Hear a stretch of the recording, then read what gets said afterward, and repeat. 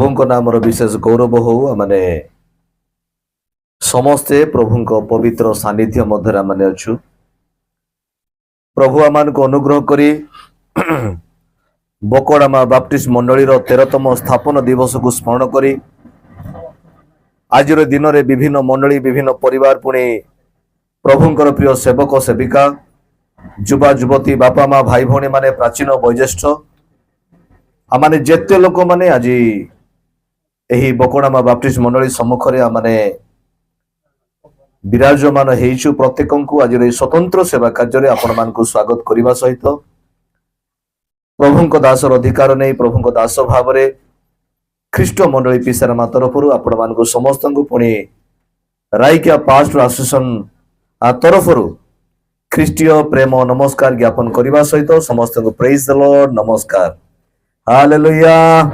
Hallelujah hallelujah प्रभु को नाम गौरव हो आम अल्प समय वाक्यर शिक्षा करने जीवा जेपरी प्रभु दास मान को परिचालना करुले यद्यपि समय यथेष्ट होती तथापि प्रभु आम आज कथबार्ता न हो छाड़े ना से आम कथबार्ता हेबे तांकरी वाक्य द्वारा मान को बलवान करेंगे तांकरी वाक्य द्वारा मान को सजाड़े आम गोटे नुआ आशा नुआ भरोसा दे यही अंतिम समय ए प्रकार एक प्रतिकूल परिस्थिति मध्य जो जगत गति करुच्ची एपरी अवस्था मंडली जेपरी दौड़ मंडली जेपरी धैर्य सहकारे छिड़ा प्रभु आमान को कथबार्ता हेबे मु प्रभु को धन्यवाद दिए प्रभु प्रिय नम्र दास ए स्थानीय मंडली पालक महोदय विजय आज्ञा को पुणी मंडली कर्मकर्ता समस्त को मो परी जड़े अति साधारण अति छोट जड़े प्रभुंकर सेवक को वाक्य नहीं छिड़ा साक्षी होगापाई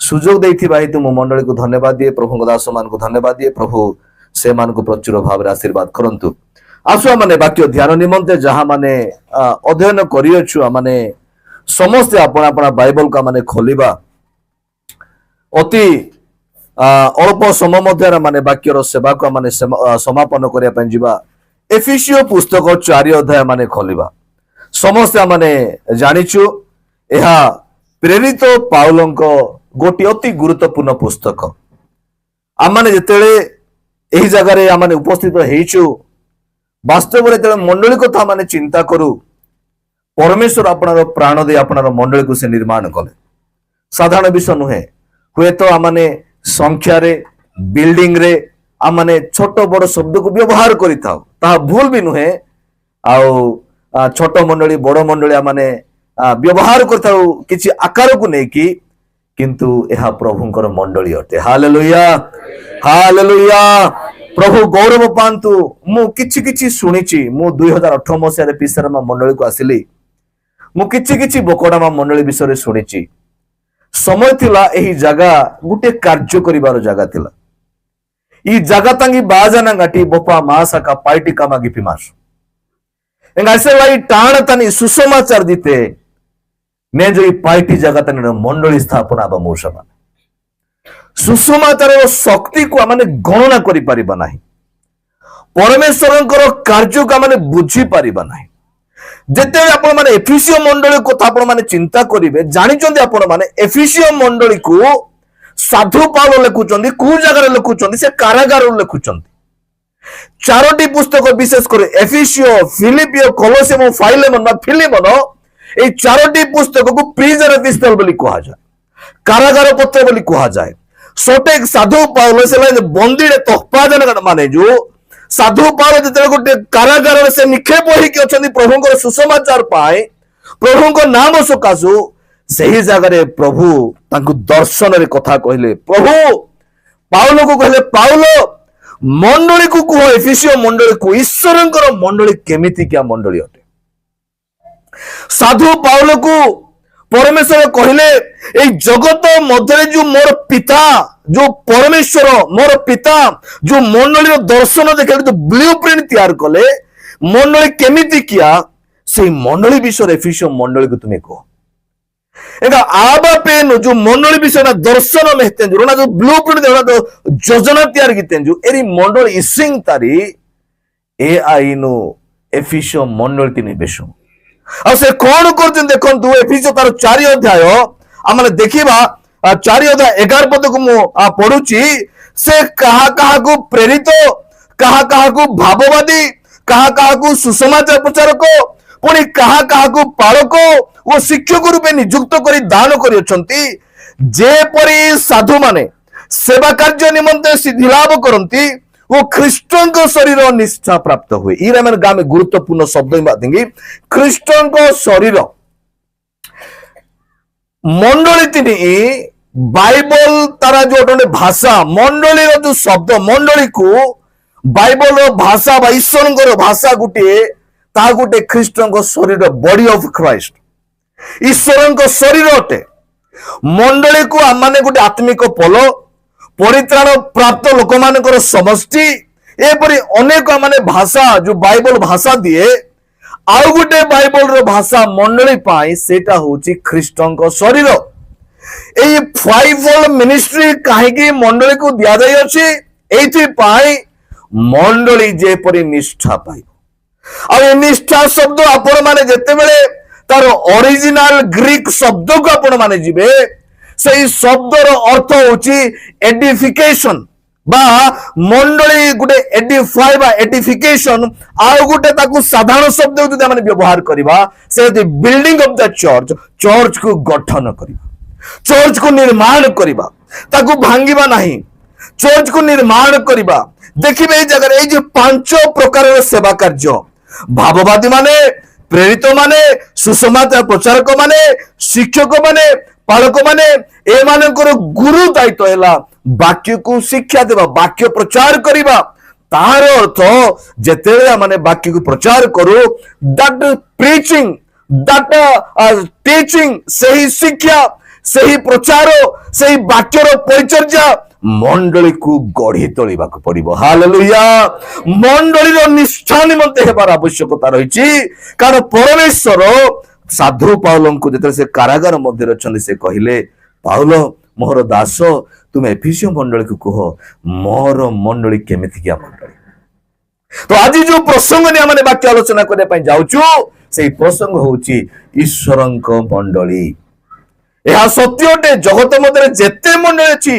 सब ईश्वरंकर मंडली आपण माने ईश्वरंकर मो मध्य ईश्वरंकर आमने समस्त ईश्वरंकर सृष्ट वस्तु दृश्य अदृश्य स्थल भाग जल भाग एवरीथिंग इज ईश्वरंकर सब विषय ईश्वरंकर अटे किंतु जेतेले से एई शिक्षा को से पाउलंक द्वारा एफिसियो मंडली को कहउचंदी से गोटे कथा कहय पई चाहंती ईश्वरंकर मंडली केमिति क्या मंडली ईश्वरंकर मंडली आपण देखिए आम देखू हुए तो आम मैंने कौन जेपरी आपण मान कहूली आम बिल्डिंग रे आम मैंने किसी आकार रे आम मैंने भावु थाउ जे मंडली दिन को दिन गठित होउची मंडली दिन को दिन कौन होउची वृद्धि पाउची एही जगह रे संख्या रे वृद्धि पाइबा विषय लेखा देन हो वाक्य रे जते जने व्यक्ति वाक्य सुनिबो से परिवर्तन हेबो सुसमाचार कार्य रे प्रचार कार्य दिन को दिन वृद्धि पाइबो आत्मा गुडा को परिवर्तन हेबे आत्मा गुडा को परित्राण पाइबे संख्या रे भी बढ़िबो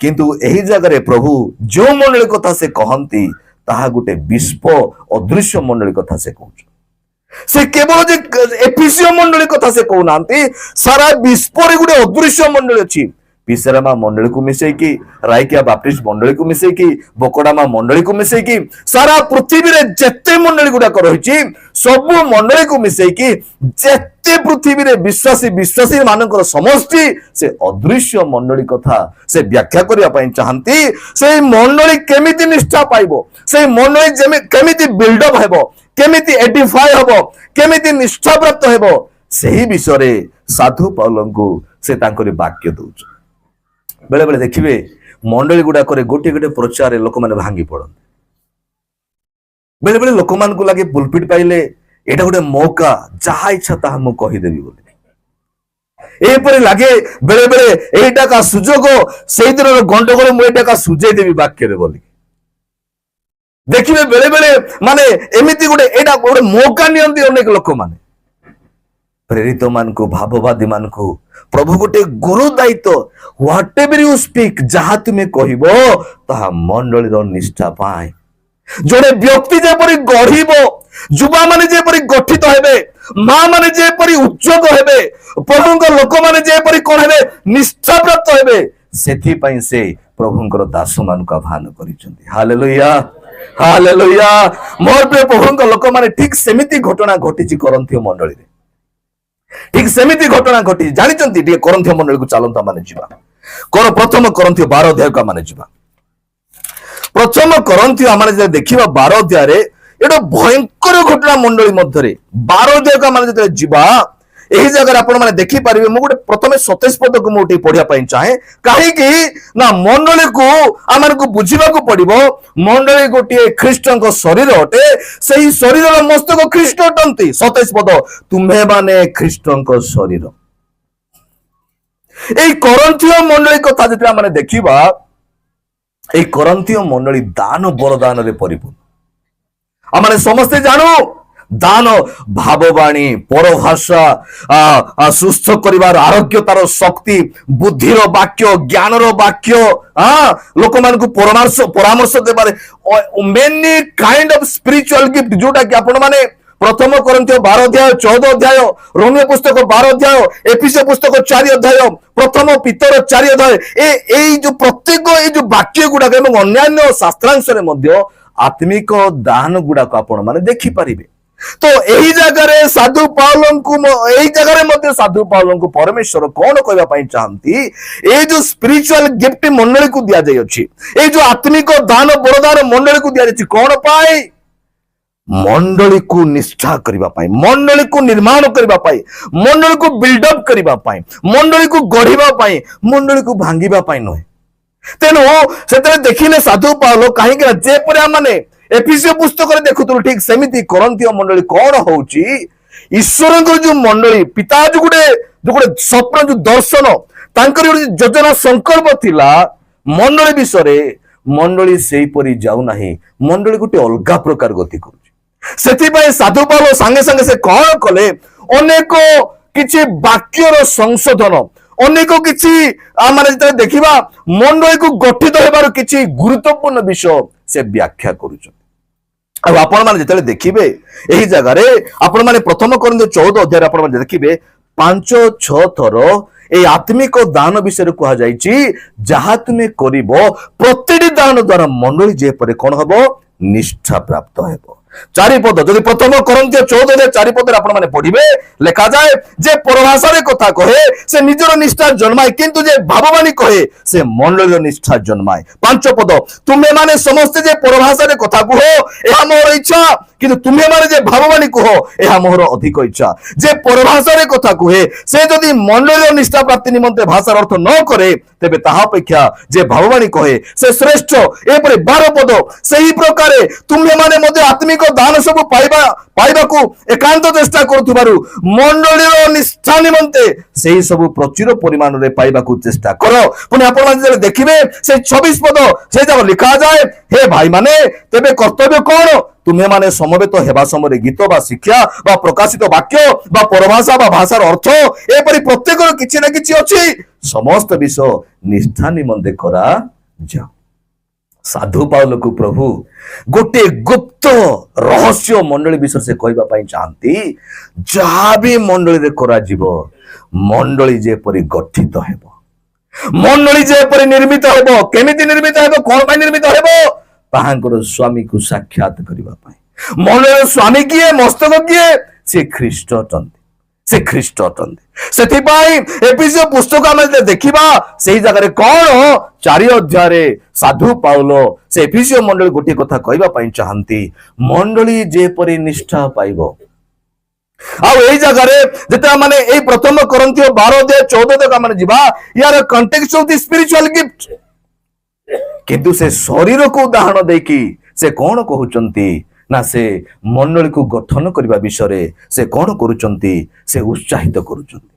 କରନ୍ଥୀୟ ମଣ୍ଡଳୀ କେମିତି ଘଟିଲା ଆଜ୍ଞା, ଅନେକ ଲୋକମାନେ ପରଭାଷା କହିଲେ, ଅନେକ ଲୋକମାନେ ଭାବବାଣୀ କହିଲେ, ଅନେକ ଲୋକମାନେ ଅନେକ ପ୍ରକାର ଦାନ ବରଦାନରେ ପରିପୂର୍ଣ୍ଣ ହେଲେ। ଆଉ କିଛି ଲୋକମାନେ କଣ କଲେ, ଏଇ ଦାନ ବରଦାନ ଯୋଗୁଁ ସେମାନେ ଟିକେ ଗର୍ବ କରିବାକୁ ଲାଗିଲେ। ସେମାନଙ୍କ ଠାରୁ ଆମମାନେ ଟିକେ ଆତ୍ମିକ ଭାବରେ ବଡ ବୋଲି ସେମାନେ ଭାବିଲେ, ସେମାନଙ୍କ ଠାରୁ ଆତ୍ମିକ ଆମେ ଟିକେ ଅଧିକ ବୋଲି ସେମାନେ ଭାବିଲେ। ସେଥିପାଇଁ ଏ ସବୁ ପରିସ୍ଥିତିକୁ ଯେତେବେଳେ ଦେଖିଲେ, ସାଧୁ ପାଉଲ କଣ କହୁଛନ୍ତି, ଦେଖ ସେ ଗୋଟିଏ ଆତ୍ମାରୁ ଏ ସବୁ ଆଶୀର୍ବାଦ ମାନେ ପାଇଛୁ। ଆଉ କିଛି ଯୋଉ ସାଧାରଣ ବିଶ୍ୱାସୀ ଥିଲେ, ସେମାନେ ଡିସ୍କରେଜ ହେଇଗଲେ। ସେମାନେ ଭାବିଲେ, ଓ ଏମାନେ ଆତ୍ମିକ, ଆମେ ତାହେଲେ ଆତ୍ମିକ ନୁହେଁ କି? ଏମାନେ ଆତ୍ମା ପାଇଛନ୍ତି, ଆମେ ଆତ୍ମା ପାଇନୁ କି? ସେଥିପାଇଁ ସେ ସାଙ୍ଗେ ସାଙ୍ଗେ ସେ କଣ କରୁଛନ୍ତି, ଏଇ ଜାଗାରେ ଆପଣମାନେ ଯେତେବେଳେ ଦେଖିବେ, ସେ 3 ପଦରେ ବ୍ୟାଖ୍ୟା କରୁଛନ୍ତି। ପ୍ରଥମ ଖଣ୍ଡ 12 ପଦରେ, ସେଥିପାଇଁ ମୁଁ ତୁମମାନଙ୍କୁ ଜଣାଉଛି, ଈଶ୍ୱରଙ୍କର ଆତ୍ମା ପ୍ରାପ୍ତ ହୋଇ କଥା କହିବା କୌଣସି ଲୋକ ଯୀଶୁ ଅଭିଶପ୍ତ ବୋଲି କୁହେ ନାହିଁ, ପୁଣି କୌଣସି ଲୋକ ପବିତ୍ର ଆତ୍ମା ପ୍ରାପ୍ତ ନ ହୋଇ ଯୀଶୁ ପ୍ରଭୁ ବୋଲି କୁହେ ବା କହିପାରେ ନାହିଁ। ତ ଏଇ ଜାଗାରେ ମଣ୍ଡଳୀକୁ ସେ କହୁଛନ୍ତି, ତୁମେ ମାନେ ସମସ୍ତେ ପବିତ୍ର ଆତ୍ମା ତୁମ ଅନ୍ତରରେ ବାସ କରନ୍ତି। ସେଥିପାଇଁ ତଳକୁ ଆପଣ ମାନେ ଯେତେବେଳେ ଯିବେ, ପ୍ରଥମ କରନ୍ତି 3 ଅଧ୍ୟାୟକୁ, ସେ ତୁମମାନଙ୍କର ଶରୀର ଈଶ୍ୱରଙ୍କର ମନ୍ଦିର, ଆମ୍ଭମାନଙ୍କର ଶରୀର ଈଶ୍ୱରଙ୍କର ମନ୍ଦିର ନାଇଁ, যেটা খ্রিস্ট প্রেম সাংগাবাগানেরু মোর প্রিয় প্রভুঙ্ক লোকমানে অন্তিম সমୟରେ ଆମେ ଅଛୁ ଈଶ୍ୱରଙ୍କର ମଣ୍ଡଳୀକୁ ନିଷ୍ଠା ପ୍ରାପ୍ତ ହେଇ ବୃଦ୍ଧି ପାଇବାର ଆବଶ୍ୟକତା ରହିଛି। ଆଜି 13ତମ ଆମମାନେ ଏଇ ମଣ୍ଡଳୀର ସ୍ଥାପନ ଦିବସକୁ ସ୍ମରଣ କରି ଧନ୍ୟବାଦ ଦେବା ପାଇଁ, ପ୍ରଭୁଙ୍କର ପ୍ରଶଂସା କରିବା ପାଇଁ, ପ୍ରଭୁଙ୍କର ମହିମା କରିବା ପାଇଁ, ତାଙ୍କର ବିଶ୍ୱସ୍ତକୁ ସ୍ମରଣ କରିବା ପାଇଁ ପ୍ରଭୁ ଆମମାନଙ୍କୁ ସୁଯୋଗ ଦେଇଛନ୍ତି। এই পরিপ্রেক্ষীরে আউ এক সুযোগ প্রভু আপনার মতে দেইছন্তি, ঈশ্বরଙ୍କର মণ্ডলীর নিষ্ঠা নিমন্তে আপনার মতে সমস্ত প্রভু গুরু দায়িত্ব দেইছন্তি। তাহা যদি গীত গাইবার দান, মণ্ডলী নিষ্ঠা পাইব। তাহা যদি প্রচার করিবার দান, মণ্ডলী নিষ্ঠা পাইব। তাহা যদি এনি কাইন্ড অফ দায়িত্ব, সেই দায়িত্ব দ্বারা মণ্ডলী যেপরি কোন হেব, বঢ়িব। মণ্ডলী যেপরি বিল্ডঅপ হেব, মণ্ডলী যেপরি বৃদ্ধি পাইব। ସେଥିପାଇଁ ସେ ଶରୀରକୁ ବ୍ୟାଖ୍ୟା କଲେ। ହାତ କାମ କଲେ ଖାଲି ହାତ ବଢିବ ନାହିଁ, ଏଣ୍ଟାୟାର ବଡି ସେ ବଢିବ। ହାତ ଯଦି କହ ମୁଁ ଖାଇବି ନାହିଁ, କେମିତି ତୁ ଖାଉଛୁ ଖା, ଶୁଖିବ କିଏ? ଇଏ ଶୁଖିବ କି ନାହିଁ? ଶୁଖିବ। ଇଏ ମାନେ ଖାଲି ଶୁଖିବେ ନାହିଁ, ଇଏ ବି ଶୁଖିଯିବ। ପାଦ କହିବ ମୁଁ ଯିବି ନାହିଁ, ମୁଁ ଯାଇକି ସଉଦା ଆଣିବି ନାହିଁ, ତମେ ଆକା ଯାଇକି ଆଣ, ଖାଅ, ଏତେ ଏତେ ଖାଉଛ ବୋଲି ଯଦି ପାଦ କହିବ, ନାଇଁ ନାଇଁ ତୁ ଯଦି ଯିବୁ ନାହିଁ, ତୁ ବି ଶୁଖିବୁ ଆକା। ଭୋକରେ ରହିଲେ ଆଣ୍ଠୁ ହେଲେ ଥରହର ହେବ ଆକା। ତେଣୁ ସେ ଗୋଟେ ଏକ୍ସାମ୍ପଲ ଦଉଛନ୍ତି। ଆଖି କହିବ ମୁଁ ଦେଖିବି ନାହିଁ, ତମେ ଯାହା କରୁଛ କର, ମୁଁ ଦେଖିବି ନାହିଁ। ବନ୍ଦ କଲେ ଆକୁ ଗଲା ବେଳକୁ ଆଗ ଏଇଠି ଆକା ହୁଙ୍ଗି ହବ। ତ ସେ ଗୋଟେ ଏଣ୍ଟାୟାର, ସେ ଗୋଟେ ଶରୀରକୁ ଉଦାହରଣ ଭାବରେ ସାଧୁ ପାଉଲ ମଣ୍ଡଳୀକୁ କହୁଛନ୍ତି, ଯିଏ ଯାହା ଦାୟିତ୍ୱରେ ଅଛି, ଆମେ ଯାହା କରିବା, କଣ କରିବା ପାଇଁ? ମଣ୍ଡଳୀର ନିଷ୍ଠା ପାଇଁ, ମଣ୍ଡଳୀକୁ ବିଲ୍ଡଅପ୍ କରିବା ପାଇଁ। ବ୍ୟକ୍ତିଗତ ଆମେ ସ୍ୱାର୍ଥ ନାହିଁ, ଅନେକ ବିଷୟ କରିଲେ ବ୍ୟକ୍ତିଗତ ସ୍ୱାର୍ଥରେ କରନ୍ଥୀୟ ମଣ୍ଡଳୀ ଚାଲିଲା। କଣ ହେଲା? ବିଶୃଙ୍ଖଳା ହେଇଗଲା। ପରଭାଷା କହିବା ଲୋକ ଏମିତି କହୁଛନ୍ତି ଯେ ଅନ୍ୟ ଲୋକମାନେ ବୁଝି ପାରୁନାହାନ୍ତି, ଟ୍ରାନ୍ସଲେସନ ନାହିଁ, ଏପଟେ ବିଭିନ୍ନ ପ୍ରକାର ମାନେ ବିଶୃଙ୍ଖଳା। ସେଥିପାଇଁ ସେ କଣ କଲେ? ସେ ଗୋଟେ କହିଲେ, ଯଦି 2 ରୁ 3 ଅଧିକ ଯଦି ହବ, 3 ଜଣ ପାଳି ଅନୁସାରେ କଥା କୁହ, ଜଣେ ତାହାର କଣ କରୁ? ଅର୍ଥ କରୁ। ଆଉ ଗୋଟେ ଗୁରୁତ୍ୱପୂର୍ଣ୍ଣ କଥା ଦେଖିବେ, 14 ଅଧ୍ୟାୟ ଶେଷ ପଦରେ ସେ ଗୋଟେ କନକ୍ଲୁଡ କଲେ। ସେ ଗୋଟେ କନକ୍ଲୁଡ କଲେ, ଏମିତିକା ବିଷୟ ସେ କନକ୍ଲୁଡ କଲେ। କଣ? 40 ପଦ, କିନ୍ତୁ ସମସ୍ତ ବିଷୟ ମାନେ କଣ? 12 ଅଧ୍ୟାୟରୁ ଆରମ୍ଭ କରିକି 14 ଅଧ୍ୟାୟ ପର୍ଯ୍ୟନ୍ତ ଆତ୍ମିକ ଦାନ ବିଷୟରେ ଯେତେ ସବୁ ବିଷୟ ଆତ୍ମିକ ଦାନ, କିନ୍ତୁ ସମସ୍ତ ବିଷୟ ବିହିତ ମତେ ଡିସେଣ୍ଟଲି ବୋଲି ଇଂଲିଶରେ ଲେଖାଯାଇଛି, ସୁଧାରାନୁସାରେ ଇନ୍ ଅର୍ଡର କରାଯାଉ ବୋଲିକି ଲେଖିଲେ। ଯାହା ବି ମଣ୍ଡଳୀ ମଧ୍ୟରେ ମାନେ କରିବା, ଡିସେଣ୍ଟଲି, ବିହିତ ମତେ ଏବଂ ସୁଧାରାନୁସାରେ, ଇନ୍ ଅର୍ଡରଲି, ବିଶୃଙ୍ଖଳିତ ଭାବରେ ନୁହେଁ, ଯାହା ଦ୍ୱାରା ମଣ୍ଡଳୀ ନିଷ୍ଠା ପାଇବ, ମଣ୍ଡଳୀ ବୃଦ୍ଧି ପାଇବ ଏବଂ ମଣ୍ଡଳୀ କଣ ହେବ? ଉନ୍ନତି ଲାଭ କରିବ। ଚାଲନ୍ତୁ ଏ ବିଷୟ ମଣ୍ଡଳୀକୁ ସେଇ 4 ଅଧ୍ୟାୟକୁ ସେ କଣ କହୁଛନ୍ତି? ମଣ୍ଡଳୀକୁ ନିଷ୍ଠା ପ୍ରାପ୍ତ କରିବା ପାଇଁ ସେ ପରମେଶ୍ୱର ଗୋଟେ ଦର୍ଶନ, ଗୋଟେ ମଣ୍ଡଳୀ ବିଷୟର ଗୋଟେ ଯୋଜନା, ସଂକଳ୍ପ ଏତେ ସହଜ ନୁହେଁ।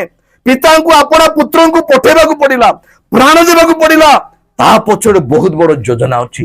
ଆଜି ଆମେ ଯେତିକି ହାଲକା ନଉଛୁ ମଣ୍ଡଳୀ ବିଷୟରେ, ଯେତିକି ଆମେ ହାଲକା ନଉଛୁ ଆତ୍ମିକ ଜୀବନ ବିଷୟରେ, ସେତିକି ନାହିଁ ପିତାଙ୍କୁ ଆପଣା ପୁତ୍ରଙ୍କୁ ଉତ୍ସର୍ଗ କରିବାକୁ ପଡିଲା। ଏହାନେ ପ୍ରାଣ ଦିତେ ନାହିଁ, ଯେଟା ତେରୁ ଆପଣାର ପ୍ରାଣ ଦେବାକୁ ପଡିଲା। से से क्षत विक्षत हेले, से प्रहारित हेले, से चूर्ण भी नहेले, यहाँ तक ऊंग अपने का बीत आतो, ऊंग अपने का बीत आतो।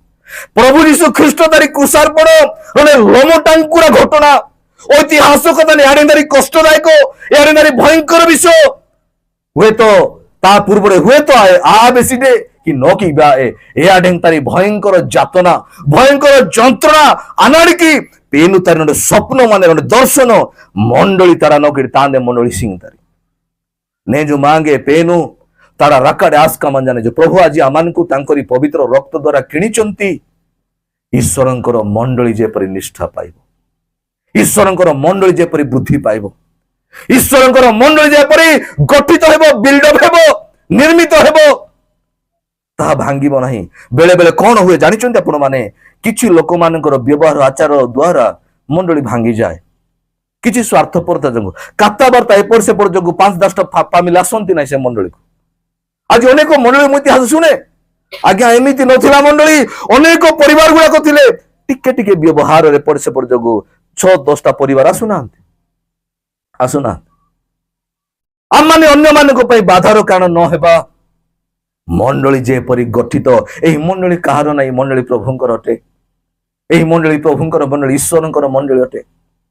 ମୋର ପ୍ରିୟ ପ୍ରଭୁଙ୍କ ଲୋକମାନେ, ଆମମାନେ ଯେତେବେଳେ ଏଇ ଜାଗାକୁ ଏଇ ବିଷୟ ଆମେ ଏଫେସୀୟ ପୁସ୍ତକ ଆମେ ଦେଖିବା, ଲେଖାଯାଏ କଣ ଯେ 13 ପଦ, ଶେଷରେ ଯେପରି ଆମେମାନେ ସମସ୍ତେ ବିଶ୍ୱାସରେ ଓ ଈଶ୍ୱରଙ୍କର ପୁତ୍ର ବିଷୟକ ଜ୍ଞାନରେ একতা প্রাপ্ত হেউ, অর্থাৎ খ্রিস্টଙ୍କ ପୂର୍ଣ୍ଣତାର ପରିମାଣ ଅନୁସାରେ ପୂର୍ଣ୍ଣ ବୟସ୍କ ପୁରୁଷ ହେଉ, ଯେପରି ଆମ୍ଭେମାନେ ଆଉ ଶିଶୁ ପରି ନ ହୋଇ ମନୁଷ୍ୟମାନଙ୍କ ସଠତା ଭ୍ରାନ୍ତିଯୁକ୍ତ କଳ୍ପନା ଅନୁସାରେ ଧୂର୍ତ୍ତତା ଦ୍ୱାରା ବିଭିନ୍ନ ଶିକ୍ଷା ରୂପ ବାୟୁରେ ଇତସ୍ତତ ଚାଳିତ ନ ହେଉ, କିନ୍ତୁ ସତ୍ୟ ଅବଲମ୍ବନ କରି ମସ୍ତକ ସ୍ୱରୂପ ଯେ ଖ୍ରୀଷ୍ଟ ତାହାଙ୍କ ଉଦ୍ଦେଶ୍ୟରେ ସର୍ବ ବିଷୟରେ ପ୍ରେମରେ ବୃଦ୍ଧି ପାଉ।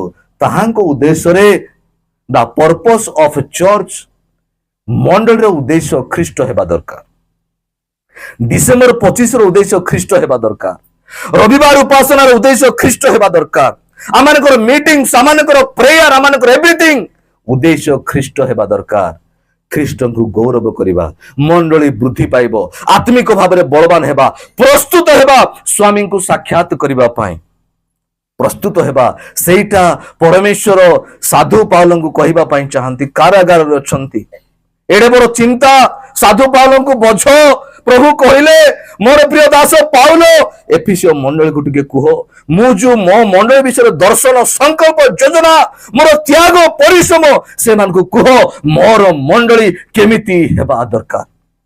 କରନ୍ଥୀୟ ମଣ୍ଡଳୀକୁ କୁହ ମୋର ମଣ୍ଡଳୀ କେମିତି ହେବା ଦରକାର। ଆଜି ପିସେରମା ମଣ୍ଡଳୀ, ବୋକଡମା ମଣ୍ଡଳୀ, ଆଜି ରାଇକିଆ ମଣ୍ଡଳୀ, ସାରା ପୃଥିବୀର ପ୍ରତିଟି ସ୍ଥାନୀୟ ଲୋକାଲ ଚର୍ଚେସ୍, ଆଜି ସମସ୍ତଙ୍କର ଆମମାନଙ୍କର ଗୋଟିଏ ଉଦ୍ଦେଶ୍ୟ, ମୋ ଦ୍ୱାରା ମଣ୍ଡଳୀ ନିଷ୍ଠା ପାଉ। ଆନାଗି ପ୍ରଭୁ ନାଗାନି ଦାନ ଶ୍ୟାମାନ ଜାତି ଏ ଦାନରେ ଏ ମଣ୍ଡଳୀ ଗଠିତ ଆପାକାରୀ ଯଦି ନାଙ୍ଗେ ପ୍ରଚାର ଗିନାରା ଯଦି ଦାନ ଶ୍ୟାମାନ ଜାତି ନାହାନ୍ଦେ ପ୍ରଚାର ଇ ମଣ୍ଡଳୀ ତିନି ନି ପାକାରୀ ନାହାନ୍ଦେ ପ୍ରଚାର ପରିବାର ତିନି ସଂଶୋଧନ କି ପାକାରୀ ନାହାନ୍ଦେ ପ୍ରଚାର ମଣ୍ଡଳୀ ତିନି ମିଶାଗି ପାକାରୀ। ଆଜି ପ୍ରଚାରରେ ଯଦି ସେହି ଗଠନମୂଳକ ପ୍ରଚାର ଯଦି ନଥାନ୍ତା, ଏଇ ବଣ ଜଙ୍ଗଲ ଘେରା ଜାଗାରେ ମଣ୍ଡଳୀ ସ୍ଥାପିତ ହେଇନଥାନ୍ତା। ନିଜର ସ୍ୱାର୍ଥ ଛାଡି, ନିଜର ସବୁ କିଛି ଛାଡି ଅନେକ ଲୋକମାନେ କେତେ ଶିଖି ଏହି ଜାଗା ପାଇଁ ପ୍ରାର୍ଥନା କରିଛନ୍ତି, କେତେ ଶିଖି ନିଜର କାମ ଛାଡି ସୁସମାଚାର ପ୍ରଚାର କରିଛନ୍ତି। ଆଜି ଏହି ଜାଗାରେ ଗୋଟେ ସୁନ୍ଦର ମଣ୍ଡଳୀ ଗଠିତ ହେଇଛି। ମୋର ପ୍ରିୟ ପ୍ରଭୁଙ୍କ ଲୋକମାନେ, ସାଧୁ ପାଉଲଙ୍କୁ ସେ ଗୋଟିଏ କଥା କହେ, ମୋର ସୁବିଧା ନହେଲେ ନାହିଁ, ଆନୁ କାରାଗାର ତାନି ନଷ୍ଟ ଆପକାନୁ, କିନ୍ତୁ ମଣ୍ଡଳୀ ଗଠିତ ଆପାକାରୀ ନାଇଁ ସାବା ଦ୍ୱାରା ମୁଁ କାରାଗାର ନିକ୍ଷେପ ହେବା ଦ୍ୱାରା ଯଦି ମଣ୍ଡଳୀ ଯଦି ନିଷ୍ଠା ପାଉଛି, ବିଲ୍ଡଅପ୍ ହଉଛି, ମୁଁ କାରାଗାରକୁ ଯିବା ପାଇଁ ମଧ୍ୟ କଣ ଅଛି, ରାଜି ଅଛି, ପ୍ରସ୍ତୁତ ଅଛି। ଆକୁ କୁହାଯାଏ ସ୍ୱାର୍ଥହୀନ ଭାବରେ ମଣ୍ଡଳୀ ପାଇଁ ଛିଡା ହେବା। ମୋର ପ୍ରିୟ ପ୍ରଭୁଙ୍କ ଲୋକମାନେ, ଆଜି ଆମେ ଯେତେବେଳେ ବକଡାମା ମଣ୍ଡଳୀ କଥା ମାନେ କହିବା, ପ୍ରଭୁଙ୍କୁ ଜାଣିନଥିଲେ ତଥାପି ଜାଗାକୁ ସେ ଡୋନେଟ୍ କଲେ। ଆଉ ଜାଣିଛନ୍ତି, ଆଜି ସେ ପ୍ରଭୁଙ୍କୁ ଜାଣିଛନ୍ତି, ଜଳରେ ବାକ୍ୟ ପ୍ରମାଣ ସେ ବାପ୍ତିସ୍ମ ନେଇଛନ୍ତି, ଜଣେ ସକ୍ରିୟ ସଭ୍ୟ ଭାବରେ ଗିର୍ଜା ଉପାସନାରେ ସେ ନିୟୋଜିତ ଆଜି ରହୁଛନ୍ତି। ଆଜି ପ୍ରଭୁ ଆମମାନଙ୍କୁ କଥାବାର୍ତ୍ତା ହୁଅନ୍ତୁ। ଏଇ ଯୋଉ 11 ପଦରୁ ତଳକୁ ଆପଣ ମାନେ ଦେଖିବେ, ସେହି ଜାଗାରେ ମଣ୍ଡଳୀ को ଗଠିତ ହେବା ପାଇଁ ଗୋଟେ ଗୁରୁତ୍ୱପୂର୍ଣ୍ଣ ଗୋଟେ କହିବେ ନା କି ମେଟେରିଆଲ ଗୋଟେ ଗୃହକୁ ନିର୍ମାଣ କରିବା ପାଇଁ ଯେମିତି ଗୋଟେ ମାଲିକ ଯେତେବେଳେ ଗୋଟେ ଘରକୁ ନିର୍ମାଣ କରିବ ତାର ଗୋଟେ ବ୍ଲୁ ପ୍ରିଣ୍ଟ ଥିବ। ऐसे लाइक इटू निर्मित आते या इटू निर्माण की बेले तैयार की बात है इसे फुटवाने या फाउंडेशन पड़ियाने एमती पत्थर पड़ो तार गोटे ब्लू प्रिंट तैयारी करागला आ जिते मिस्त्री मान को दायित्व दिगला से माने जदि तार जो गोटे अच्छे जो सिस्टम ता बाहर जदि कार्य करेंगे निश्चित भाव में करेवा लोक कह से सुधरा बोल मु जो मंडली मु जो गृह निर्माण करने जाऊँगी से गृह जो गोटे माइंड जो गोटे तैयारी करी मोर घर हेबो से माने से प्रकार बाहर कार्य करुचंती से परी कले मु जो घर जो गोटे भाबीची से घर हो पारिबो नाही से मान कुह से मान को सुधारो मालिक को कहबा पड़ो आज प्रेरित मान को आज भाववादी मान को आज यही मान को यही मंडल निष्ठा पाई ख्रीष्टन को प्रकृत रे गोटे प्रेजेंट किमिति करा जीवो प्रकृत रे ईश्वर किए अटंती ईश्वरंकर मंडली कौन हेबो गुरु दायित्व एमान को दिया जाई अछि गुरु दायित्व दिया जाई अछि मोर प्रिय प्रभुंक लोक माने आज आम मान को प्रभु अनुग्रह करन देखिबे 11 पदरु आपण माने तळकु देखिबे आमे जो 14 पद पढ़िलु देखिबे एही जगह शिक्षा प्रचार सत्य वाक्य विषय परमेश्वर साधु पाल को कहते कारण ईश्वर वाक्य सत्य वाक्य कौन कर मंडली को ठीक गोटे स्पेस दब गोटे गठन देव गोटे निर्माण करने साहाय्य कर देखो 15 पद कि सत्य अवलंबन कर मस्तक रूप जे ख्रीष्ट ताहां सर्व विषय प्रेम वृद्धि पाओ 16 पद ताहां ठारू समस्त शरीर प्रत्येक संधिर साहाय्य द्वारा पुणी प्रत्येक अंशर कार्य साधक शक्ति अनुसार सुखचित सुसंयुक्त होई प्रेम रे आपनार निष्ठा निमंते निजर वृद्धि साधन करूअछि प्रत्येकंकर सहयोग रे ए जगह लिखा जाए कौन शरीर अंग प्रत्यंग अनेक रही आखि रही पाटी रही हाथ रही गोड़ रही अनेक अंग प्रत्यंग रही से समस्त आपना आपन कार्य द्वारा सर्वांग शरीर को वृद्धि पाइबा पड़ो पालक प्रचार करेंगे आत्मिक भाव में तत्व ने मंडल संपादक सभापति जो जो कोयर टीम जो गोटे लीडर्स माने डीकन्स माने जो प्राचीन वैज्येष्ठ माने जहाँ को जो दायित्व दि जाइए से ही दायित्व जिते ठीक भाव में प्रत्येक माने तुलेबा मंडली गठित हेब मंडली गठित हेब मो प्राय आज दिन में आज देखिए आपण मैंने जिते जगत को आपण मैंने देखिए टिके प्रार्थना करि पारिलु बोली टिके प्रचार करि पारिलु बोली पालकों जगह छिड़ा ही पड़ुछन अनेक लोक मान पालकों जगह छिड़ा होछन पालक पुलपिट रे बसी थिबे से माने आसु भिक्षा करि पकांते मंडली निश्चय पाइबो नाही मंडली वृद्धि पाइबो नाही परमेश्वर गोटिए संकल्प योजना से निर्माण करिछन से जगह देखा आप प्रेरित पुस्तक चलतु आद्य मंडल निष्ठा विषय आम देखिपर प्रेरित पुस्तक आम जा से जगह सुंदर विषय लिखा जाए प्रेरित आम 2 अध्याय को आम जा प्रेरित 2 अध्याय समस्त आम खोलिबा प्रेरित 2 अध्याय को आम खोलिबा ए जगह गोटे सुंदर भाव में आम देखिपर कौन 2 अध्याय 27 पद मुझे पढ़ुची आप ध्यान देवे यही कथा शुणी से हृदय विदीर्ण हो गला पुणी से माने पितर अवशिष्ट प्रेरित मान को कहले भाई माने आंभे माने कौन करिबा आम माने जेतेले एही शास्त्रांश को देखु एहा मान को पई कोनोसी विषय नुआ नुहे या माई गुलेलो को सेलु ई माने पुरातन वाक्य आद्य मंडली कथा एटा मान को पई नुआ नुहे पुराना जते माने देखिबा 37 पद एही कथा सुनी जानि जदि आपण माने द्वादशंग मध्यरु 14 पदर आपण माने जदि पढिबे से जगह आपण जानि पारिबे एई पितर छिड़ा है कि जेतेबे यीशुंक विषय व्याख्या करूचंती अन्य विषय नुहे आज जो एफिसियो पुस्तक रे एई 5 फोल्ड मिनिस्टर्स एई 5 प्रकार शिक्षक मान को सेवक मान को कोन दिया जाय अछि प्रीचिंग क्राइस्ट यीशुंक प्रकाश करबा यीशुंक प्रचार करबा आपण आपण मिनिस्ट्री नुहे अपना विषय नुहे अपना परिवार विषय नुहे अपना सफलता विषय नुहे प्रीचिंग द क्राइस्ट ख्रीष्टन को प्रचार करने को पड़ो ଖ୍ରୀଷ୍ଟ को प्रचार करने को पड़ो। यही जगह पितर गोटे कथा प्रचार कले जीशु आ देखिए से जगह लिखा जाए कौन 41 पदरे 300 लोक मंडली सहित संयुक्त जेतेले टीचिंग द ट्रुथ जेतेले गोटे सत्य मंडली शिक्षा दी मंडली गढ़ी उठिब मंडली निष्ठारे बढ़िबो मंडली वृद्धि पाइबा को लागिबो मंडली विश्वासी विश्वासी माने विश्वास मजबूत हेबे से मानको इतस्तत हेबे नाही से माने धैर्य सहकारे प्रतिटी प्रतिकूल परिस्थिति को सामना करी ख्रीष्ट को लक्ष्य करी से माने दौड़िबे जदि सत्य शिक्षा मंडली रे दिया जीवो। पितर जीशु को प्रचार करुचंती प्रभु गौरव पांतु। जेतेले मु प्रथमे आसिली पिसेरामा मंडल संपादक भाव में पालक विजय आज्ञा थिले से जन अभिषिक्त व्यक्ति ताहांको मु बहुत शिखिछि से पढ़ारे मो ठार अधिक आ प्रभु अनुग्रह ज्ञान रे अधिक वयोज्येष्ठ रे अनेक अनुभूति रे अनेक मु ताहांको सहित मिसिकी सेवा करिक अनेक विषय मु शिखि पारिछि। एपरि जने दक्ष सेवकों को प्रभु बोकड़ामा मंडली रे तांकु स्थापन करिसंती। हालेलुया। जानिचंती सही समय से जो पढ़ी आज आईएएस के यूएसए से ही परिथांते हाँ किंतु से सबु खातिर न करी ईश्वर को राज्य रे जने बहुत बड़ पदवीधारी आज से हे कि प्रभुंकर सेवा करुचंती। हालेलुया। आ ताहांकर नेतृत्व रे एही अल्प दिन भितरे मंडली आत्मिक भाव में वृद्धि पाउछि काहे कि बिकॉज टीचिंग द ट्रुथ मंडली रे सत्य वाक्य प्रचार करा जाउछि। आज मंडली आज ख्रीष्टीय समाज केमिति वृद्धि पाइबो ख्रीष्ट को प्रकाश करिबा द्वारा सत्य वाक्य प्रचार करिबा द्वारा। सही दिन चलतो मार्क लिखित मंगल सुसमाचार को चलतो मार्क लिखित मंगल सुसमाचार को आम जिते जीवा यही जगह आपण मैंने जिते देखिए आमने 16 अध्याय माने खोलिबा मार्क लिखित मंगल सुसमाचार 16 अध्याय 15 और 16 कई जने पढ़ी दियंतु।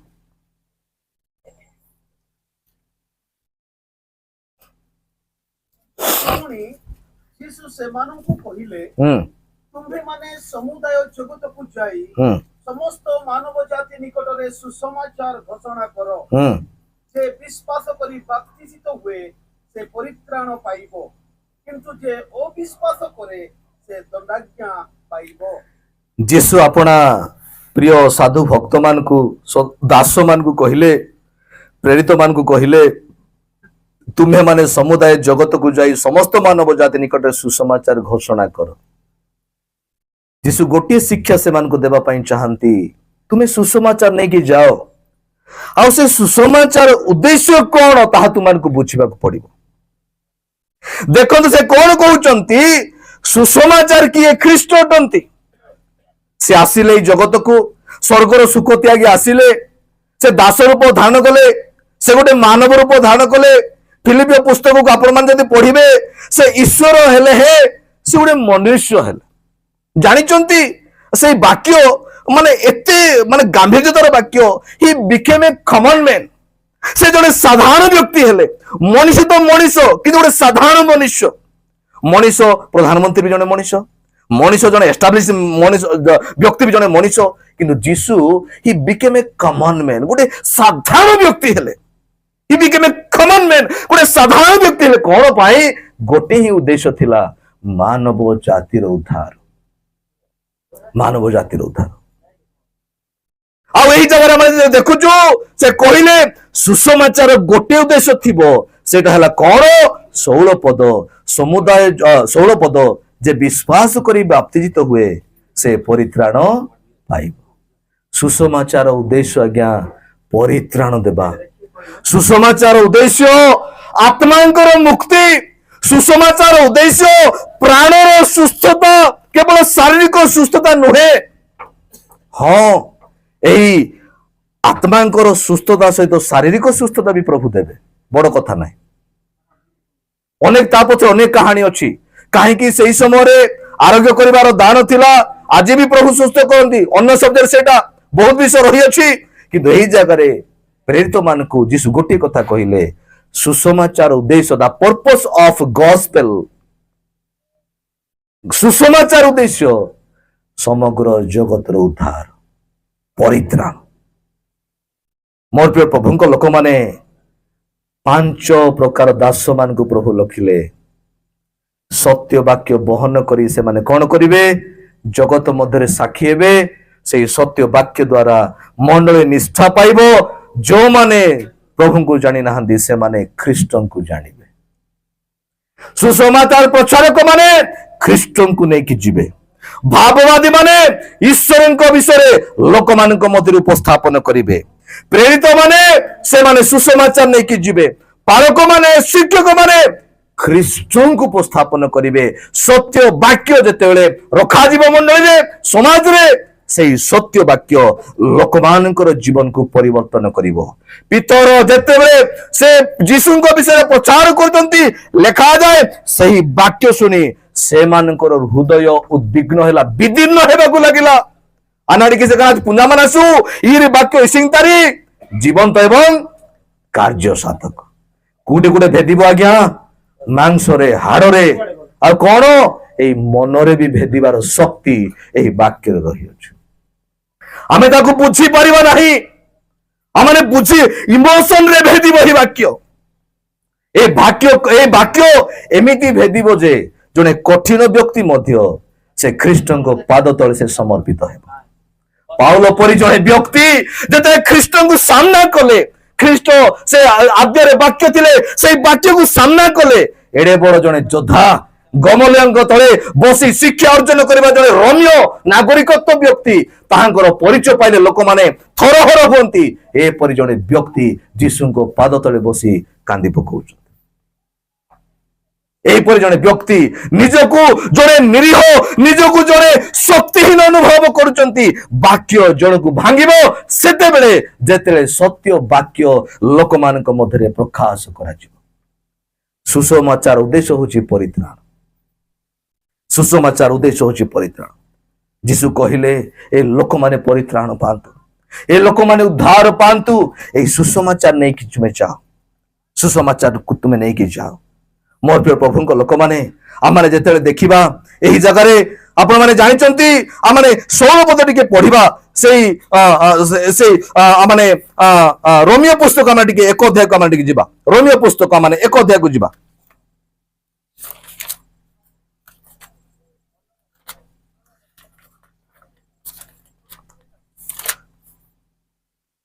षोल पद पढ़ंतु कई जण। कारण मो सुसमाचार संबंध रे लज्जाबोध करे नाही तेणु ताहा प्रत्येक विश्वासी पक्षरे परित्राण निमंते ईश्वरଙ୍କ शक्ति होते प्रथमतः यहूदी पक्षरे आउ मध्य ग्रीक पक्षरे। धन्यवाद आज्ञा। एई जगह लिखा जाए सुसमाचार शक्ति केमती अटे। साधु पाउल कहले मु लाज्य करे नाही सुसमाचार पाई कारण सुसमाचार साधारण विषय नुहे। ईश्वरଙ୍କର वाक्य साधारण विषय नुहे। सत्य वाक्य जते जनकर हृदय रे स्पर्श करिवो से व्यक्ति प्रभुଙ୍କ निकट को फेरी आसीबो। से जेड़े बड़ भी कठिन व्यक्ति होना काहे की से जेड़े बड़ भी जे कोसी व्यक्ति होना काहे की ईश्वरଙ୍କର वाक्य जते तार हृदय रे भूमि रूप को हृदय रे पड़िबो से व्यक्ति प्रभुଙ୍କ कतिरे फेरिबो। मोर प्रिय प्रभुଙ୍କ लोक माने लेखा जाए सुसमाचार उद्देश्य होची परित्राण। एफिस कहिले 4:11 रे कौन प्रेरित भाववादी सुसमाचार प्रचारक शिक्षक पालक ए माने कौन एथि पय एमान को नियुक्त करा जाय अछि। एमान को द्वारा मंडली निष्ठा पाइबो। एमान को मंडली को भांगिबा पय नुहे। आज अनेक प्रचारक माने गोटे गोटे प्रचारे मंडली 3-4 भाग हो जाउछ। गोटे गोटे प्रचारे 2 मिनिट रो वाक्य रे मंडली गुडा को छिन्न भिन्न होउछि। काहे कि लोक माने अनुष्ठान को प्रचार करूचंदी। लोक माने तांको उपरिष्ठ ऑफिसर मानकर मत को प्रकाश करूचंदी प्रचार करूचंदी सत्य वाक्य को नुहे। सेथि पय वाक्य लेखा जाए भंड भाववादी माने आसीबे। मोर प्रिय प्रभुଙ୍କ लोक माने आज आम माने जो धन्यवाद प्रार्थना करे पासी आज समस्त प्रार्थना करिबा एही मंडली सत्य वाक्य रे वृद्धि पाओ। एही मंडली ख्रीष्ट को साक्षात करबा पई गठित हेउ। आमाने जेते लोक माने अछु ଖ୍ରୀଷ୍ଟଙ୍କୁ ସାକ୍ଷାତ କରିବା ପାଇଁ ପ୍ରସ୍ତୁତ ହଉ ବା ଗଠିତ ହଉ। ଅନେକ ଲୋକମାନଙ୍କ ନିକଟରେ ଲିଫଲେଟ୍ ଦିଆଯାଇଛି। ଆଜି ବି କେତେ ଲୋକମାନଙ୍କୁ ଦିଆଯିବ ବାଳକ ସଂଘର ବାର୍ଷିକ ସଭା ନିମନ୍ତେ। ଅନେକ ଲୋକମାନେ ବି ଜାଣିଛନ୍ତି। ଆଉ ଆମମାନେ ପ୍ରାର୍ଥନାର ସହିତ ସମର୍ପଣ ସହିତ ଆମମାନେ ପ୍ରସଙ୍ଗ ରଖିଛୁ, ଆପଣା ଈଶ୍ୱରଙ୍କୁ ସାକ୍ଷାତ କରିବା ପାଇଁ ପ୍ରସ୍ତୁତ ହୁଅ।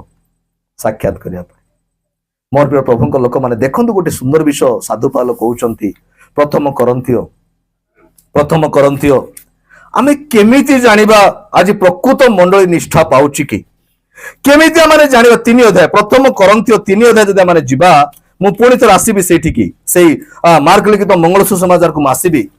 ପ୍ରଥମ କରନ୍ଥିୟ 3 ଅଧ୍ୟାୟକୁ ମୁଁ ପଢୁଛି, ଆପଣ ମାନେ ଧ୍ୟାନ ସହିତ ଆପଣ ମାନେ ଦେଖନ୍ତୁ। 10 ଅଧ୍ୟାୟ ମୁଁ ପଢୁଛି। ଲେଖାଯାଏ, ମତେ ଦତ୍ତ ଈଶ୍ୱରଙ୍କ ଅନୁଗ୍ରହ ଅନୁସାରେ ମୁଁ ଜଣେ ବୁଦ୍ଧିମାନ ଗୃହ ନିର୍ମାଣକାରୀ ତୁଲ୍ୟ ଭିତ୍ତିମୂଳ ସ୍ଥାପନ କରିଅଛି।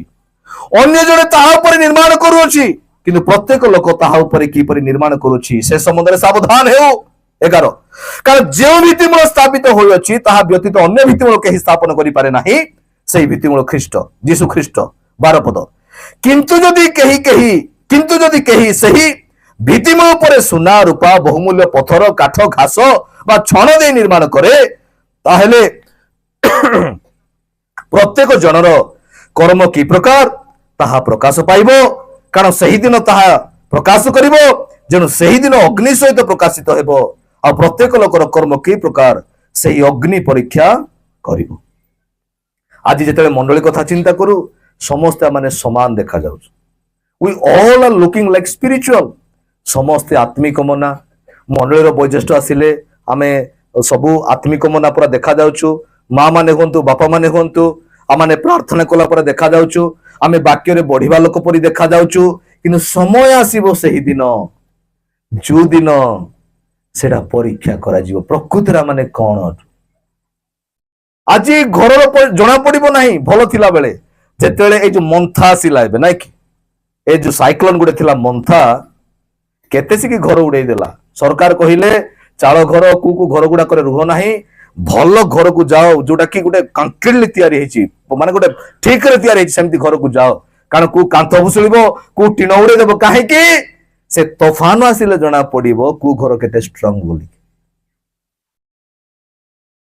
ଏ ଯୋଉ ମା ମାନେ ହାର ପିନ୍ଧିଛନ୍ତି, ଏବେ ଜଣା ପଡୁନାହିଁ ରାମ ମିଶି ଯାଇଛି ସେ ହାର ଗୁଡିକରେ, ଜଣା ପଡୁନାହିଁ ନା, ସବୁ ଆଗ ସୁନା ପରି ଲାଗୁଛି। ଥରେ ଆମର ପାଳକଙ୍କର ପିଇସି ଭୁବନେଶ୍ୱରରେ ଚାଲି ଚାଲି ଯାଉଥିଲେ, ଭୟଙ୍କର ହାର, ଗୋଟେ ବଡଟା ହାର ବାଇକରେ ଆସିକି ଧରିକି ପଳେଇ ଗଲେ। ପୁରା ମାନେ ବେକରୁ ଛଡେଇକି ନେଇଗଲେ। ରାଇକିଆରେ ବି ଏମିତି ଗୋଟେ ହେଇଛି, ଗୋଟେ ଦିଟା ଘଟଣା ଆମେ ଶୁଣୁଛୁ। ଏମାନେ ପୁରା ମାନେ ଉନ୍ନତ ଧରଣର ଚୋର ମାନେ ନାଇଁ, ବିନା ପରିଶ୍ରମରେ ମାନେ ପଇସା ପାଇବା ଲୋକମାନେ। ଇ ଆଣ୍ଟିର ରିଆକ୍ସନ କିଛି ନାହିଁ। ତାପରେ ଲୋକମାନେ ଦେଖିଲେ, ଆରେ ତମର ହାର ନେଇଗଲେ, ତମର ଟିକେ ବି ରିଆକ୍ସନ ନାହିଁ। ଆରେ ସେଟା ଅରିଜିନାଲ ନାହିଁ, ଡୁପ୍ଲିକେଟଟା ସେଟା। ଗ୍ୟାରେଣ୍ଟି ସୁନା ବି ଅଛି ନା, ଗ୍ୟାରେଣ୍ଟି ଭଳିଆ ନାଇଁ କି। ମା ମାନେ ଯୋଉମାନେ ଜାଣିଛନ୍ତି ସେମାନେ ଦେଖୁଥିବେ ନାଇଁ ଅଛି କି ନାଇଁ ବୋଲି। କେତେବେଳେ ଜଣା ପଡିବ? ତାକୁ ଯେତେବେଳେ ସୁନାରୀ ପରୀକ୍ଷା କରିବ, ସେତେବେଳେ ଜଣା ପଡିବ ଏଟା ଅରିଜିନାଲ ସୁନା କି ନାହିଁ। ଏହି ଜାଗାରେ ଯୋଉ କହୁଛନ୍ତି ଆଜି ମୁଁ ଆଣ୍ଠୁ ମାଡିକି 5 ଘଣ୍ଟା ପ୍ରାର୍ଥନା କରୁଛି, ମୁଁ ନା ନାହିଁ। ଆପଣ ମାନେ କୁହନ୍ତୁ ନା, ଏ ପିସାର ପାଳକା ଗୋଟେ ଭୁଲ ଶିକ୍ଷା ଦେଲା, 5 ଘଣ୍ଟା ପ୍ରାର୍ଥନା କରିବୁ ନାହିଁ। ତାହା ସତ୍ୟରେ ମୁଁ ପ୍ରାର୍ଥନା କରୁଛି ନା ମୁଁ ଅଭିନୟ କରୁଛି, ସେହି ଦିନ ଜଣା ପଡିବ। ଯେତେବେଳେ ସେହି ଦିନ ଆସିବ, ଆମମାନଙ୍କର କର୍ମ ସତ୍ୟ କି ନାହିଁ ତାହା ଜଣା ପଡିବ। ଆଜି ସିନା ସୁଯୋଗ ପୁଲପିଟ ମିଳିଛି ବୋଲିକି ଝାଏଁ ଝାଏଁ କିନା ବାକ୍ୟ କହୁଛି, ସେହି ଦିନ ଆସିଲେ ପାଳକ କେମିତିଟା ଜଣା ପଡିବ। ଧଳା ସାର୍ଟ ପିନ୍ଧିଦେଲେ ପାଳକ ନୁହେଁ ନାଇଁ କି। ଗୋଟେ ଫିଜିକାଲ ଗୋଟା ମାନଙ୍କର ଗୋଟେ ଜଜମେଣ୍ଟ ରହିଛି। ଦେଲା ବେଗ ହାତେ କାନି ପାଳକ, ଲାଲଚି ଗୀତେ କାନି ପାଳକ ନାଇଁ। ଆମ ମା ମାନେ ଅଛନ୍ତି, ଥରେ ମୁଁ ଲାଲଚି ପିନ୍ଧିଲି, ଆଜ୍ଞା ଆଜି ଆପଣ ପାଳକ ଭଳିଆ ଦେଖା ଯାଉଛନ୍ତି। ଆମ ମା ମାନେ କହିଲେ ଭୁଲ ନାହିଁ, ସେଇଟା ଭୁଲ ନାହିଁ। ସଫାରି ପିନ୍ଧିଲେ, ଆଉ ଆମକୁ ସଫାରି ବି ମିଳୁଛି, ଆମେ ପିନ୍ଧୁଛୁ। ଡିସେମ୍ବର 25ରେ 1ରେ ଆହୁରି ବି ଦିଅନ୍ତୁ, ପିନ୍ଧିବୁ ଆମେ। ତ ଆମର ଜଜମେଣ୍ଟ ଜଣେ ପାଳକ କେମିତି, ଜଣେ ଭଉଣୀ, ସେ ଅଲଗା କଥା। କିନ୍ତୁ ପ୍ରଭୁଙ୍କର ଗୋଟେ ବିଚାର ରହିଛି। से कहवा पाई चाहती साधु पाला मान कौन ना माने जहा करिबा मंडली निष्ठा पाए मंडली जेपरी बिल्डअप हेबो मंडली जेपरी गठित हेबो मु गत दिन मानकरे पहर दिन आमर गोटे माडा है आरकेडी गाला आसी सम्मान आज्ञा मते फोन कर कहली बसीचु बोल पाखापाखि 1.5 घंटा माने आजिर दिनर आत्मिक सेवा मंडली मानकर अवस्था किसी आलोचना करूथुलु आ केमती चली बापा बोली मते कहले मु कहली गोटे कथा प्रभु मते डाकिचंती पारु पर्यंत मु दौड़ुची मोर घर छाड़िली आ जंगल रही आसिली अनेक विषय रही अनेक पालक मान अच्छा जगार से कहले अनेक बेमार हेन पीसेरा बोली कहले बजार दिन रेहजान पार्टी की बोली कहले मु कहली प्रभु जोड़े देइछन मु रहूची प्रभु आमानकर तत्व नेबे मंडली गोटे मते माने गोटे रूम मते देले मु सेही जगार मो सान झियो बर्तमान से 4 पढ़लानी नर्सरी पढ़ुला एठी आसी ताकू जण को धरिक मु रहिली फैमिली विजिट कली बेले बेले वर्षा हेबो लोक माने कोन कहबे सेटा से मानकर मानकर रेनकोट गुडा को देबे ताकू घुड़ेबी आगरे बसिकी धरे मा बोली कहबी आमे आसीबु मु कहिबा पई चाहे आपण मानकर जो परिश्रम सत्य पाई मंडल निष्ठा पाई खाली रे जीव नाही आज अनेक पालक बंधु माने बसी किए किए बिना दरमारे खटुचंती किए किए केते कोन अछि कारण सेवा एते सहज नुहे सी मिशनरी होंतु सी जने पालक होंतु सी जने सुसमाचार प्रचारक होंतु शिक्षक होंतु एते सहज नुहे साधु पाल कहया पई चाहती ईश्वरन को मंडली की परि थिबो बरा से कहवा पई चाहती ताहांकर मंडली जेपरि निष्ठा पाइब दिन प्रतिदिन सेतिबा से कहले सुसमाचार नहीं कि तुम्हें जाओ जगतर प्रांत पर्यंत काहेकि सुसमाचार गोटे उद्देश्य परित्राण देवा सुसमाचार पुणी कौन से आ गोटे कथा कहते सुसमाचार उद्देश्य परित्राण देवा से मार्ग लिखित मंगल सुसमाचार को आपण चलतु सुसमाचार उद्देश्य परित्राण देवा मु कहीं कथा कहूँ निष्ठार कथा कहूँ कहीं निष्ठार कथा कहूँ मंडली ना प्रेरित 4:11 पदरे आम देखुचु प्रभुंकर सेवक मान कथा 13 पद पर्यटन आप देखिए सत्य वाक्य स्थिर रहा कथा से कहते मंडली निष्ठा केमिति सत्य वाक्य मंडली वृद्धि पाइब सत्य वाक्य मंडली बढ़िबो पुणी आम देखु मार्क लिखित मंगल सुसमाचार कथा यही जगार परमेश्वर यीशु ख्रीष्ट अपना शिष्य मान को से 16:15 पदरे कहते पुणी जीशु से मान को कहले तुम्हें माने समुदाय जगत को जाई समस्त मानव जाति निकट सुसमाचार घोषणा कर you have to preach the gospel सुसमाचार कहीं ना से सुसमाचार गोटे उद्देश्य तुमर काम सुसमाचार को प्रचार करबे अन्य विषय नुहे प्रीच द गॉस्पेल आ से सुसमाचार गोटे उद्देश्य मानव जातिर परित्राण द्वितीय कथा सुसमाचार उद्देश्य कौन एही जगह माने देखुचु सुसमाचार उद्देश्य है शक्तिर कार्य आज परी शक्तिर कार्य नुहे आज जो मिराकल्स गुड़ा कहूची सुसमाचार उद्देश्य मिराकल कुप्रकार मिराकल अनेक लोक माने कहते प्रकृत आश्चर्य काम कौन अटे प्रकृत मिराकल कौन अटे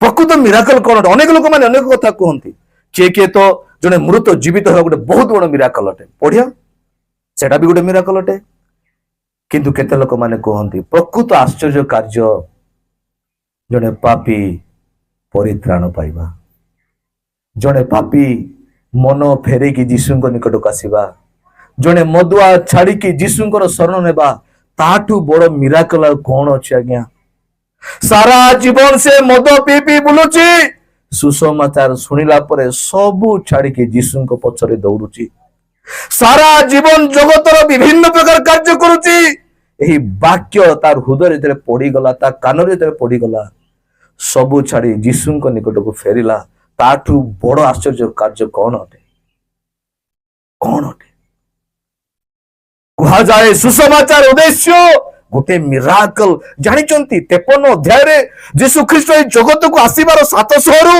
750 वर्ष पूर्वे जिसाय भविष्यत वक्ता जने उद्धारकर्ता विषय से भविष्यवाणी कले आ ताहांको विषय कहू कहू गोटे कथा कहले 53 अध्याय 7 पदरे लिखा जाए ताहांको प्रहार रे आम्हे माने सुस्थता पाई एमिति गोटे व्याधि आज्ञा ତାକୁ କୁହାଯାଏ ୟୁନିଭର୍ସାଲ ସିକନେସ୍।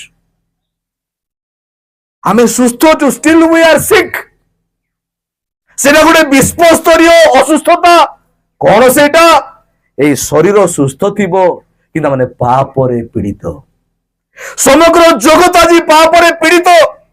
ଆମମାନେ ପାପ କଲେ ପାପୀ ନୁହେଁ, ଜନ୍ମରୁ ଆମମାନେ ପାପୀ ଅଟୁ। ଆଦମୀୟ ପାପ ଆମମାନଙ୍କ ଶରୀର ମଧ୍ୟରେ ପ୍ରବାହିତ ହଉଛି, ଆଡମିକ ସିନ୍।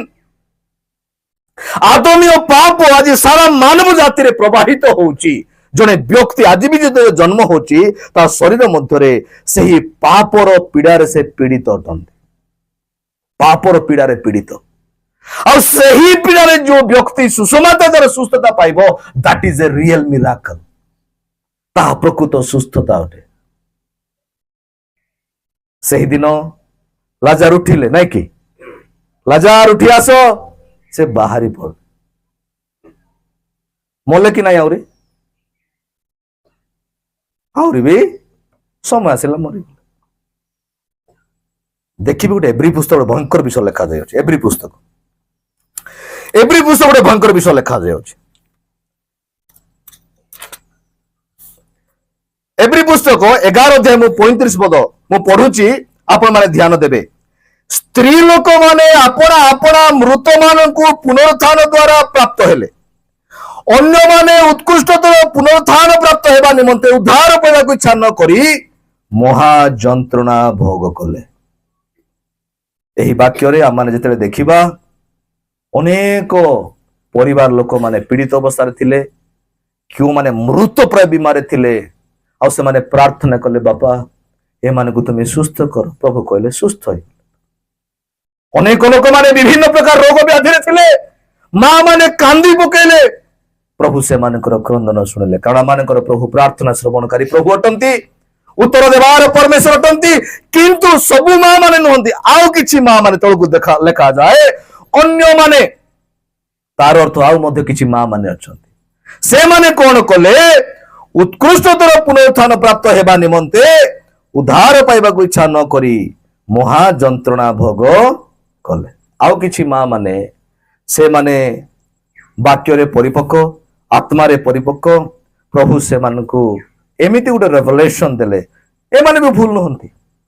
ସେମାନେ କହିଲେ ଗୋଟେ ମହାନ ପୁନରୁତ୍ଥାନ ଅଛି, ଉତ୍କୃଷ୍ଟତର ପୁନରୁତ୍ଥାନ ଅଛି।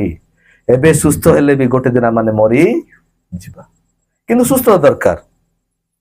ଏମାନେ କଣ କହିଲେ? ହଉ ଶାରୀରିକ ବ୍ୟାଧି ତ ହଉ, ଏଇଟା ପାଇଁ ଏତେ ଚିନ୍ତା ନାହିଁ, ଆମମାନଙ୍କ ପାଇଁ ଗୋଟେ ଉତ୍କୃଷ୍ଟତର ପୁନରୁତ୍ଥାନ ରହିଅଛି। ଏ ବ୍ୟଥା ଥାଉ କିନ୍ତୁ ପାପର ବ୍ୟଥା ନ ଥାଉ।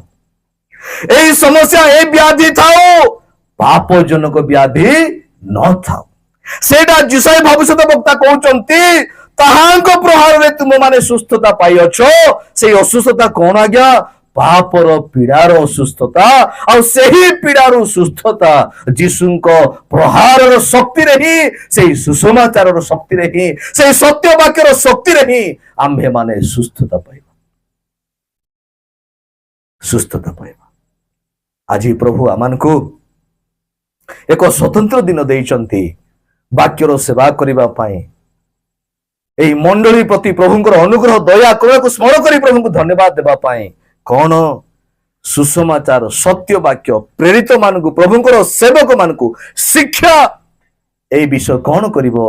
ମଣ୍ଡଳୀର ନିଷ୍ଠା ହେବାର ଆବଶ୍ୟକତା ରହିଛି, ମଣ୍ଡଳୀକୁ ଗଢିବାର ଆବଶ୍ୟକତା ରହିଛି। କାରଣ ପ୍ରତିଟି ଶିକ୍ଷା କଣ ଗଠନମୂଳକ, ଭଗ୍ନମୂଳକ ନାହିଁ। ତେଣୁ ତାରି ବାକ୍ୟ ମାନେ ସେବା ଲେଖନାରା ଗଠନ ଗିନାର, ଗଠନ ଗିନାର। ଗୋଟିଏ ଜଣେ ବ୍ୟକ୍ତିଙ୍କୁ ଭାଙ୍ଗିବାକୁ ନାହିଁ, ତାକୁ ଗଢିବାକୁ, ତାକୁ ନିର୍ମାଣ କରିବାକୁ, ତାକୁ ପଡି ଯାଇଥିବା ଲୋକକୁ ଉଠେଇବାକୁ। ଆମେ ଯେତେବେଳେ ଦେଖିବା ସୁସମାଚାର ଉଦ୍ଦେଶ୍ୟ ସମଗ୍ର ଜଗତର ପରିତ୍ରାଣ, ସୁସମାଚାର ଉଦ୍ଦେଶ୍ୟ ମିରାକଲ ବା ଆଶ୍ଚର୍ଯ୍ୟ କାର୍ଯ୍ୟର ଶକ୍ତି କଣ? এই ଆଦ୍ୟ ମଣ୍ଡଳୀରେ ଯେତେବେଳେ ବାକ୍ୟ ଶୁଣିଲେ, এই ଲୋକମାନଙ୍କର ହୃଦୟ ବିଦୀର୍ଣ୍ଣ ହେଲା। এই ବାକ୍ୟରେ ଶକ୍ତି ଅଛି। ଆଉ ତଳକୁ ଆପଣ ମାନେ ପଢନ୍ତୁ 42, 43, 44ରେ ସେମାନଙ୍କ ସମ୍ମୁଖରେ କିଛି ଇମ୍ପୋର୍ଟାଣ୍ଟ ଦେଖାଗଲା ନାହିଁ। କିଛି ନାହିଁ। ସେମାନେ ପ୍ରେରିତ ମାନଙ୍କ ଶିକ୍ଷାରେ, ପ୍ରାର୍ଥନାରେ, ଯୋଉ ବ୍ୟକ୍ତି ମାନେ ବିଭିନ୍ନ କାର୍ଯ୍ୟରେ ଲିପ୍ତ ଥିଲେ, ଯୋଉ ବ୍ୟକ୍ତି ମାନେ ଜଗତର ଅନେକ କାର୍ଯ୍ୟରେ ବ୍ୟତିବ୍ୟସ୍ତ ଥିଲେ, ସବୁ ଛାଡିକି ପ୍ରାର୍ଥନାରେ ସେମାନେ ଲାଗି ରହିଲେ, ସବୁ ଛାଡିକି ପ୍ରେରିତ ମାନଙ୍କ ଶିକ୍ଷାରେ ଲାଗି ରହିଲେ। ଏମାନଙ୍କର ଜୀବନର ଟର୍ଣ୍ଣିଂ ପଏଣ୍ଟ, ଏମାନଙ୍କର ଜୀବନର ଇମ୍ପୋର୍ଟାନ୍ସ, କାରଣ ତାହା ସୁସମାଚାର ଶକ୍ତି ଅଟେ। ଖାଲି ସେତିକି ନୁହଁ, ସ୍ଥାବର ଅସ୍ଥାବର ସେମାନଙ୍କର ଯାହା ଥିଲା ବିକ୍ରି କରିକି ପ୍ରେରିତ ମାନଙ୍କ ପାଦକୁ ଆଣିଲେ, ଯାହାର ନାହିଁ ସେମାନଙ୍କୁ ବାଣ୍ଟିଦେଲେ। କହିବା ପାଇଁ ଚାହେଁ, ସବୁଠାରୁ ଗୁରୁତ୍ୱ ପ୍ରଭୁଙ୍କୁ ସେମାନେ ଦେଲେ। ଯେପରି ଦମନିକ ଆଜ୍ଞା କହୁଥିଲେ, ପୋର୍ଥରେ ଗାଞ୍ଜି ନାସୁ, ବିଶ୍ୱାସରେ ବାଡି ଆନାସୁ, ପ୍ରଭୁ ଆମମାନଙ୍କୁ ଅନୁଗ୍ରହ କରନ୍ତୁ। ଯେପରି ଆମେ ପଢୁଛୁ ସେଇ ଏଫିସିଓ 4:11 ତଳକୁ, ଯାହା ବି କରିବା ଖ୍ରୀଷ୍ଟଙ୍କ ଉଦ୍ଦେଶ୍ୟରେ ମାନେ କରିବା। ଆଜି ମୋର ଜୀବନର ଉଦ୍ଦେଶ୍ୟ ଖ୍ରୀଷ୍ଟ ହୁଅନ୍ତୁ। ଯେପରି ସୁସମାଚାର ଉଦ୍ଦେଶ୍ୟ ଥିଲା ସମଗ୍ର ମାନବ ଜାତିରେ ପରିତ୍ରାଣ, ସୁସମାଚାର ଉଦ୍ଦେଶ୍ୟ ଥିଲା ଏକ ଆଶ୍ଚର୍ଯ୍ୟ କାର୍ଯ୍ୟ। ଆଜି ଆମମାନଙ୍କର ପୁଅ ଝିଅ ମାନଙ୍କ ଜୀବନରେ ସେ ମିରାକଲକୁ ବାପା ମା ମାନେ ଦେଖିବା ପାଇଁ ଚାହାନ୍ତି। ଅନେକ ବାପା ମା ମାନେ କାନ୍ଦୁଛନ୍ତି। ସେଦିନ ଖ୍ରୀଷ୍ଟଙ୍କ ପାଇଁ କାନ୍ଦୁଥିଲେ ଅନେକ ମା ମାନେ। ଏସରେ ପ୍ରଭୁ ଯୀଶୁ ଖ୍ରୀଷ୍ଟ ହିଁ ଅଭାଇ ମାନେ ଯୀଶୁ ଖ୍ରୀଷ୍ଟ ଦ୍ୱାରା କଷ୍ଟ ମେହାନ ମାସ କାଢିତ। ଯୀଶୁ କଣ କହିଲେ? କଣ କହିଲେ? କାନ୍ଦ ନାହିଁ। କାହା ପାଇଁ କାନ୍ଦ? କାହିଁକି ଅନେକ ପିଲାମାନେ ଆଜି ବିଗିଡି ଯାଇଛନ୍ତି, ସୁସମାଚାରକୁ ହେ ଜ୍ଞାନ କରିଛନ୍ତି। ଅନେକ ପିଲାମାନେ ଗିର୍ଜା ଆସୁଛନ୍ତି ସତ, କିନ୍ତୁ ସେମାନଙ୍କର ହୃଦୟ ଅଲଗା ଜାଗାରେ ଅଛି। କାନ୍ଦ ସେମାନଙ୍କ ପାଇଁ। ଆଜି ସେମାନଙ୍କୁ ସୁଧାରିବା ଦରକାର। ଆଜି ସେମାନଙ୍କୁ ପ୍ରଭୁଙ୍କ ନିକଟକୁ ଫେରିବା ଦରକାର। ଆଜି ସେମାନଙ୍କୁ ପ୍ରଭୁଙ୍କ ନିକଟକୁ ଆସିବା ଦରକାର। ସେମାନଙ୍କ ପାଇଁ କାନ୍ଦିବା ଦରକାର। ସେଇଟା ହଉଛି ଗୋଟେ ମିରାକଲର କାର୍ଯ୍ୟ, ଗୋଟେ ଆଶ୍ଚର୍ଯ୍ୟ କାର୍ଯ୍ୟ। ସେଇଟା ସୁସମାଚାର ହିଁ ସେମାନଙ୍କୁ ସେଇ ବିଷୟ କରିବ। ପିତର ଯେତେବେଳେ ପ୍ରଚାର କଲେ, ସେଇ ସତ୍ୟ ବାକ୍ୟ ଏହି ଲୋକମାନଙ୍କ ନିକଟରେ ପହଞ୍ଚିଲା, ଆଉ ସେହି ଲୋକମାନେ ପରିବର୍ତ୍ତନ ହେଇଗଲେ। ଆମ ପିଲାମାନଙ୍କୁ ସତ୍ୟ ବାକ୍ୟ ଶିଖେଇବା, ମଣ୍ଡଳୀରେ ସଣ୍ଡେ ସ୍କୁଲ, ଅନେକ ବିଷୟ। ସେଇଥିପାଇଁ ଆଜି ଆମମାନଙ୍କୁ ପିତାମାତା ମାନଙ୍କୁ ଜାଗ୍ରତ ହେବା ଦରକାର। ପିଲାମାନଙ୍କୁ ପ୍ରସ୍ତୁତ କରିବା ଦରକାର। ପିଲାମାନଙ୍କୁ ଗିର୍ଜା ଉପାସନା ନିମନ୍ତେ ଆମମାନଙ୍କୁ ପ୍ରସ୍ତୁତ କରିବା ଦରକାର। ଆମେ ପିଲାମାନଙ୍କୁ ସବୁ ପାଇଁ ପ୍ରସ୍ତୁତ କରିବା, school, tuition, everything. Sunday school ପାଇଁ ନାହିଁ, ଗିର୍ଜା ଯିବା ପାଇଁ ନାହିଁ। ପିଲାମାନେ ସବୁ କଥା ମାନିବେ। ବାପା ଟ୍ୟୁସନ ଯା ଗଲେ ମାନିବେ, ଗିର୍ଜା ଯିବା କାହିଁକି ମାନିବେ ନାହିଁ?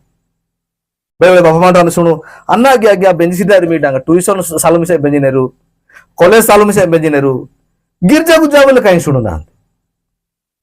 ସେତିକି ଆମେ ତାକୁ ପ୍ରାଧାନ୍ୟ ଦଉନାହୁଁ। ସେତିକି ଆମେ ପ୍ରାଧାନ୍ୟ ଦଉନାହୁଁ। ମୋର ପ୍ରିୟ ପ୍ରଭୁଙ୍କ ଲୋକମାନେ, ଆଜି ବାକ୍ୟର ସୁଭିକ୍ଷ ଅଛି।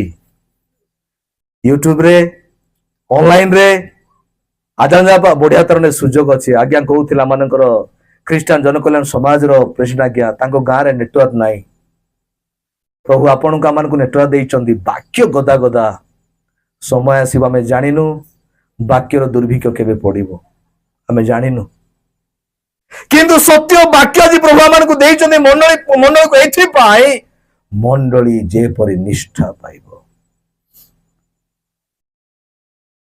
ଏ କରନ୍ଥୀୟ ମଣ୍ଡଳୀକୁ ଏ ଆତ୍ମିକ ଦାନ ଗୁଡାକ ଗୋଟେ ସେଲ୍ଫ ସାଟିସ୍ଫାକ୍ସନ ପାଇଁ ପ୍ରଭୁ ଦେଇ ନଥିଲେ। ସେ ଆତ୍ମିକ ଦାନ ଦ୍ୱାରା ମଣ୍ଡଳୀ ଯେପରି ଗଢି ହେବ। ମୁଁ ଗୀତ ଗାଇବା ଦ୍ୱାରା ଅନେକ ଲୋକମାନେ ଆଶୀର୍ବାଦ ପାଇବେ।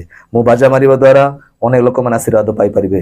ମୋ ପ୍ରଚାରରେ ପ୍ରଭୁ ଯୋଉ ଦାନ ତୁମେ ଦେଇଛ, ମୁଁ ନୁହେଁ, ତୁମେ ମତେ ଗିଫ୍ଟ ଦେଇଛ। এই ଗିଫ୍ଟ ଦ୍ୱାରା ମଣ୍ଡଳୀ ଯେପରି ବଢିବ, ଯୁବା ମାନେ ସଜାଗ ହେବେ, ପରିବାର ଗୁଡାକ ସଜାଡି ହେବ, ମଣ୍ଡଳୀରେ ଗୋଟିଏ ଅର୍ଡରଲି କାର୍ଯ୍ୟକ୍ରମ ହେବ। ଆଜି ପ୍ରଭୁ ସେଇ ଦାନ ଗୁଡାକ ଆମମାନଙ୍କୁ ଦେଇଛନ୍ତି ମଣ୍ଡଳୀକୁ ଗଢିବା ପାଇଁ, ମଣ୍ଡଳୀକୁ ନିର୍ମାଣ କରିବା ପାଇଁ। ମୁଁ ଯାଉନାହିଁ ଭିତ୍ତିମୂଳ କଣ ହେବ, ମୁଁ ଜାଣି ମୁଁ କହୁନାହିଁ। ଅନେକ ବିଷୟ ରହିଅଛି, ଆମେ ପଢିଲୁ ଭିତ୍ତିମୂଳ ଖ୍ରୀଷ୍ଟ ଅଟନ୍ତି, ସେ ମଣ୍ଡଳୀରେ ମସ୍ତକ ଅଟନ୍ତି। ତାହାଙ୍କ ବିହନେ ମଣ୍ଡଳୀ କେବେ ବି ଗଢି ଉଠିବ ନାହିଁ, କେବେ ବି ଗଢି ଉଠିବ ନାହିଁ। ଗାଣ୍ଡି ମଣିଷ ବଞ୍ଚିବ କି?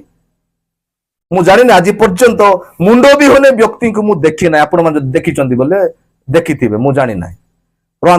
ଡକାରେ ସିଡେ କ୍ଲାଉ ସିଡେ ଖାଲି ସେରେ ବି ମାନେ ଆନମେ ଆସିବେ ଯଦି ଆପଣ ମାନେ ଦେଖିଛନ୍ତି ବୋଲେ ଦେଖିଥିବେ ମୁଁ ଜାଣି ନାହିଁ କଣ ପାଇଁ କହିବା ପାଇଁ ଜଣେ ମଣ୍ଡଳୀର କ୍ୟାରେକ୍ଟର ସେମିତି ହେବା ଦରକାର ତାର ସବୁ କିଛି ଖ୍ରୀଷ୍ଟ ହେବା ଦରକାର ଖ୍ରୀଷ୍ଟଙ୍କ ବିହୁନେ ଗୋଟେ ଲାଇଫଲେସ୍ ଖ୍ରୀଷ୍ଟ କେନ୍ଦ୍ରିକ ପରିବାର ଖ୍ରୀଷ୍ଟ କେନ୍ଦ୍ରିକ ଦାସ ଦାସୀ ଖ୍ରୀଷ୍ଟ କେନ୍ଦ୍ରିକ ମଣ୍ଡଳୀ ଖ୍ରୀଷ୍ଟ କେନ୍ଦ୍ରିକ ଖ୍ରୀଷ୍ଟୀୟ ସମାଜ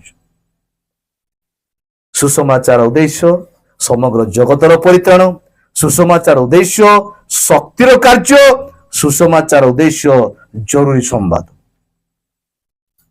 ପ୍ରେରିତ ମାନଙ୍କୁ ଯୀଶୁ କହିଲେ ଯାଅ ଇଟ୍ ଇଜ ଅର୍ଜେଣ୍ଟ ଆମର ବେଳେ ପ୍ରାର୍ଥନା ଛାଡୁ ଅର୍ଜେଣ୍ଟ ପ୍ରେୟାର ତାକୁ ସୁସ୍ଥ ହେବା ଦରକାର ଆଜି ଅର୍ଜେଣ୍ଟ ଗୋଟେ ଏଇଟା ବିଷୟ ରହିଅଛି ଆଜି ତୁରନ୍ତ ଗୋଟେ ଅର୍ଜେଣ୍ଟ ଗୋଟେ ଏମିତି ଗୋଟେ ଏମର୍ଜେନ୍ସି ସମ୍ବାଦ ଏମିତି ଗୋଟେ ଆଜି ଆପଣଙ୍କ ପାଇଁ ମୋ ପାଇଁ ଆବଶ୍ୟକ ଗୋଟେ ଏମର୍ଜେନ୍ସି ଗୋଟେ ଜରୁରୀ ସମ୍ବାଦ ତାହା ଈଶ୍ୱରଙ୍କର ବାକ୍ୟ ଅଟେ ଈଶ୍ୱରଙ୍କର ବାକ୍ୟ କାହିଁକି ଆମେ ଜାଣିନୁ କାଲିର ଘଟଣା କଣ ହେବ ମୁଁ ଜାଣିନି ଆସନ୍ତା କାଲି ମୋ ପାଇଁ ଥିବ କି ନଥିବ ଆଜି ଆମ ମଣ୍ଡଳୀରେ ଏଇ ବର୍ଷ ବହୁତ ଲୋକମାନେ ଚାଲିଗଲେ ପ୍ରାଚୀନ ମାନେ ଖାଲି ଆମ ମଣ୍ଡଳୀରେ ଗୋଟିଏ ମାଙ୍କର ମାଡା ହେଲା ସେ ଚାଲିଗଲେ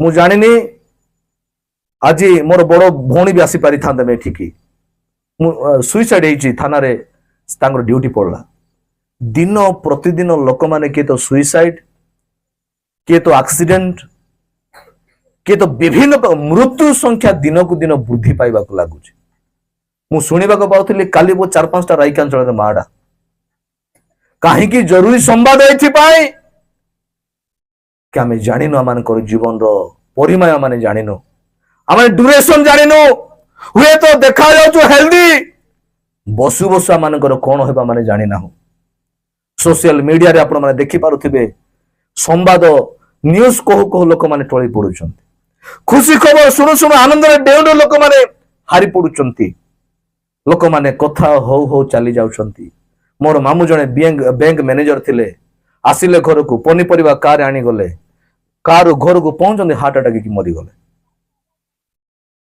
ସୁସମାଚାର ଗୋଟେ ଜରୁରୀ ସମ୍ବାଦ ଅଟେ ଆଜି ମଣ୍ଡଳୀରେ ପବିତ୍ର ଆତ୍ମା ଯେମିତି ଲିଡ୍ କରୁଛନ୍ତି ଆସୁ ଆମେ ସତ୍ୟ ବାକ୍ୟ ପ୍ରଚାର କରିବା ସାଧୁ ପାଉଲ କହିଲେ ତିମୋଥୀଙ୍କୁ ସମୟରେ ହଉ ଅସମୟରେ ହଉ କଣ କର ବାକ୍ୟ ପ୍ରଚାର କର ତା ପାଇଁ ସମୟ ଯୋଗ୍ୟ ଆବଶ୍ୟକ ନୁହେଁ ଆମମାନଙ୍କୁ ବାକ୍ୟ ପ୍ରଚାରର ଆବଶ୍ୟକତା ରହିଛି ସତ୍ୟ ବାକ୍ୟ ଶୁଣିବାର ଆବଶ୍ୟକତା ରହିଛି ଏଇଥିପାଇଁ ଦ୍ୟାଟ୍ ଇଜ ଏମର୍ଜେନ୍ସି ମୁଁ ଜାଣିନି ଏହି ବାକ୍ୟ ଦ୍ୱାରା ମତେ କଣ କଥାବାର୍ତ୍ତା ହେବା ପାଇଁ ଚାହାନ୍ତି ମୁଁ ଜାଣିନି ଆଜି ଆମେ ଯୋଉ ଜାଗାରେ ଅଛୁ କାହାକୁ କେମିତି ପବିତ୍ର ଆତ୍ମା କଥାବାର୍ତ୍ତା ହଉଛନ୍ତି ଦ୍ୟାଟ୍ ଇଜ ଏମର୍ଜେନ୍ସି କହିଲେ ଯାଅ ସୁସମାଚାର ନେଇକି କାହିଁକି ଦିସ୍ ଇଜ ଆନ୍ ଏମର୍ଜେନ୍ସି ଏଇଟା ଗୋଟେ ଜରୁରୀକାଳୀନ ସମ୍ବାଦ ଏଇଟା ଗୋଟେ ସାଧାରଣ ସମ୍ବାଦ ନୁହେଁ ଆଜି ମଣ୍ଡଳୀ ପାଇଁ ଯୋଉ ବାକ୍ୟ ପ୍ରଭୁ ଦେଇଛନ୍ତି we have to preach the truth କି ଆମମାନଙ୍କୁ ଭଲ କହିବ କି ଆମମାନଙ୍କୁ ପ୍ରଶଂସା କରିବ ନ କରିବ ବଡ କଥା ନାହିଁ we have to preach the truth କାହାକୁ ଖାତିର କଲେ ନାହିଁ ପ୍ରେରିତ ମାନେ ସେମାନଙ୍କୁ 5 ଅଧ୍ୟାୟକୁ ମୁଁ ଯାଉ ନାହିଁ ଆଉ ପ୍ରେରିତ ମାନଙ୍କର ସେଇ କ୍ରିୟା ବିବରଣକୁ ମୁଁ ଯାଉ ନାହିଁ ଏମାନଙ୍କୁ ବାଡେଇଲେ ଆଜ୍ଞା ଧରି ଧରି ଯୀଶୁଙ୍କର କଥା ଯଦି ପ୍ରଚାର କରି ମାରିବୁ ତମକୁ କହିଲେ ମାଡ ଖାଇଲେ ହେଲେ ବି କହିଲେ ଯେଉଁ ଦାୟିତ୍ୱ ପ୍ରଭୁ ଆମମାନଙ୍କୁ ଦେଇଛନ୍ତି ମରି ଗଲେ ବି ଆମେ ଛାଡିବୁ ନାହିଁ ଆଉ ଏଇଟା ବି କହିଲେ ତୁମର କଥା ଶୁଣିବୁ ନା ପ୍ରଭୁଙ୍କର କଥା ଶୁଣିବୁ କହିଲେ ମଣ୍ଡଳୀ କେତେବେଳେ ନିଷ୍ଠା ପାଇବ ସତ୍ୟ ବାକ୍ୟ ଆଦ୍ୟରେ ବାକ୍ୟ ଥିଲେ ବାକ୍ୟ ଈଶ୍ୱରଙ୍କ ସଙ୍ଗରେ ଥିଲେ ସେହି ବାକ୍ୟ ଈଶ୍ୱର ଥିଲେ ହୁଏତ ମାନେ ବହୁତ ସମୟ ବସିଲୁଣି ମୁଁ 2-3 ମିନିଟ୍ ଭିତରେ ମୁଁ କାର୍ଯ୍ୟକୁ ବାକ୍ୟକୁ ସମାପନ କରିବା ପାଇଁ ଚାହେଁ ସୁସମାଚାର ଗୋଟିଏ ଉଦ୍ଦେଶ୍ୟ ମାନବ ଜାତିର ପରିତ୍ରାଣ ମଣ୍ଡଳୀ କେମିତି ନିଷ୍ଠା ପାଇବ ସତ୍ୟ ବାକ୍ୟ ଦ୍ୱାରା ସୁସମାଚାର ଉଦ୍ଦେଶ୍ୟ ଶକ୍ତିର କାର୍ଯ୍ୟ ପବିତ୍ର ଆତ୍ମା ବାକ୍ୟ ମଣ୍ଡଳୀକୁ ଦିଅନ୍ତୁ ଯୋଉ ବାକ୍ୟ ଲୋକମାନଙ୍କୁ ଭାଙ୍ଗିବ ଇନ୍ ଦ ସେନ୍ସ ହୃଦୟ କଠିନ ହୃଦୟକୁ ଭାଙ୍ଗିବ ନମ୍ର କରିବ ସରଳ କରିବ ପ୍ରଭୁଙ୍କ ନିକଟରେ ସେମାନେ କାନ୍ଦିବେ ଯୁବାମାନେ ଫେରିବେ ଯୁବତୀ ମାନେ ଫେରିବେ ଅସଜାଡି ଜୀବନ ସଜାଡି ହେବ ଭଗ୍ନାନ୍ତକ ଗଠିତ ହେବ ପ୍ରଭୁଙ୍କ ନିକଟକୁ ଫେରିବେ ସୁସମାଚାର ଉଦ୍ଦେଶ୍ୟ କଣ ଶକ୍ତିର କାର୍ଯ୍ୟ। କେବଳ ସୁସମାଚାର ଗୋଟିଏ ପରିବାରକୁ ଗଢି ପାରିବ। ଗୋଟିଏ ସୁସମାଚାର, ଗୋଟିଏ ସତ୍ୟ ବାକ୍ୟ ଗୋଟିଏ ମଣ୍ଡଳୀକୁ ପ୍ରସ୍ତୁତ କରିପାରିବ। କେମିତି ମଣ୍ଡଳୀ? ନିଷ୍କଳଙ୍କ, ନିଖୁନ୍ତ, ଅନିନ୍ଦନୀୟ ସେଇ ଖ୍ରୀଷ୍ଟଙ୍କର ସେଇ କନ୍ୟାକୁ ଈଶ୍ୱରଙ୍କର ବାକ୍ୟ ପ୍ରସ୍ତୁତ କରିପାରିବ। ପୁଣି କଣ? ଚତୁର୍ଥ ଏବଂ ଶେଷ ବିଷୟ, ସୁସମାଚାର ଉଦ୍ଦେଶ୍ୟ ହଉଛି ସଠିକ ସ୍ୱର୍ଗର ପଥକୁ ଦେଖେଇବା। এই ଜଗତ ମଧ୍ୟରେ କୌଣସି ପଥ ନାହିଁ ଆଜ୍ଞା। ଏହି ଜଗତରେ ଯଦି ସ୍ୱର୍ଗର ପ୍ରକୃତ ସଠିକ ବାଟ ଯଦି କୌଣସି ବିଷୟ ଦେବ, ଦ୍ୟାଟ ଇଜ ଏ ଗସ୍ପେଲ। ସେଟା ହଉଛି ସୁସମାଚାର। ଅନେକ ଲୋକମାନେ ସ୍ୱର୍ଗର ବାଟ କହିଲେ, ଯୀଶୁ କହିଲେ I am the true, I am the we. ଯୀଶୁ କହିଲେ ମୁଁ ବାଟ ଦେଖେଇବାକୁ ଆସିଲେ, ମୁଁ ସେହି ନିଜେ ବାଟ ଅଟେ। ଏହି ବାଟ ଦେଇକି ଯିଏ ଯିବ ସେହି ସ୍ୱର୍ଗକୁ ଯାଇପାରିବ। ଏହି ମଣ୍ଡଳୀକୁ ସ୍ୱର୍ଗ ନିମନ୍ତେ ପ୍ରସ୍ତୁତ କରିବା ପାଇଁ ପ୍ରଭୁ ଆମମାନଙ୍କୁ ଏଟା ଦେଇଛନ୍ତି। ଏହି ବାକ୍ୟ ପ୍ରମାଣେ ଆଜି ମଣ୍ଡଳୀ ଗଠିତ ହେବା ଦରକାର, ନିଷ୍ଠା ପାଇବା ଦରକାର, ବିଲ୍ଡଅପ୍ ହେବା ଦରକାର। ପ୍ରଭୁ ଆମମାନଙ୍କୁ ବ୍ୟବସ୍ଥା ଦେଇଛନ୍ତି, ପ୍ରଭୁ ଆମମାନଙ୍କୁ ଶାସ୍ତ୍ର ଦେଇଛନ୍ତି। କଣ? ସୁସମାଚାର ଉଦ୍ଦେଶ୍ୟ ସଠିକ ସ୍ୱର୍ଗର ପଥକୁ ଦେଖେଇବା। ଅନେକ ଜଗତରେ ବୁଦ୍ଧିଜୀବୀ ମାନେ ଅଛନ୍ତି, ସ୍ୱର୍ଗ ବିଷୟରେ ଅନେକ କଥା କୁହନ୍ତି, ସତ୍ୟ ବିଷୟରେ ଅନେକ କଥା କୁହନ୍ତି। ସୁସମାଚାର ଗୋଟିଏ ସିଙ୍ଗଲ ପିସ୍, ଦ ଗସ୍ପେଲ, ସ୍ୱର୍ଗର ସଠିକ ରାଇଟ ୱେ ଦେଖେଇବ। ସେଟା ହଉଛି ଗସ୍ପେଲ। ସେଥିପାଇଁ ଆମେ କହିଲେ ଯୀଶୁ ଜାଣିଛନ୍ତି ଏହି ଜଗତକୁ ସ୍ୱର୍ଗର ବାଟ ଦେଖେଇବା ପାଇଁ କୌଣସି ବିଷୟ ନାହିଁ। ସେଥିପାଇଁ ପ୍ରେରିତ ମାନେ କହିଲେ ଇମିଡିଏଟଲି ଯାଅ। এইটা হচ্ছে সেই সুসমাচার, যে সুসমাচার গোটিয়ে সুসমাচার সমগ্র জগতকু সঠিক রাস্তা স্বর্গকু দেখে। আজি প্রভু আমানকু যেতেবেলে সুযোগ ଦେଇଛନ୍ତି, ମୋ ପ୍ରିୟ ପ୍ରଭୁଙ୍କ ଲୋକମାନେ, ପ୍ରଭୁ ଆମମାନଙ୍କୁ କଥାବାର୍ତ୍ତା ହୁଅନ୍ତୁ ଯେପରି ଆମମାନେ ସେଇ ସତ୍ୟ ବାକ୍ୟରେ ଆମମାନେ ଛିଡା ହେବା, ସତ୍ୟ ବାକ୍ୟରେ ଛିଡା ହେବା। ଜାଣିଛନ୍ତି ସେଥିପାଇଁ ଆମମାନେ ଯେତେବେଳେ ପ୍ରଭୁ ଭୋଜର ସେବା କାର୍ଯ୍ୟ ହୁଏ, ଆମମାନେ ଗୀତ ଗାଇଥାଉ ନାଇଁ କି? ଶାନ୍ତିମୟ ନାମ ତାଙ୍କ, ଶାନ୍ତିର ଆଧାର, ସେହି ନାମ ଦେବ ତୋତେ ସନ୍ଧାନ ସ୍ୱର୍ଗର, ସେହି ନାମଟି ଯେ ସୁଧାମୟ ନାମ, ନେବ ତୋତେ ସ୍ୱର୍ଗପୁର।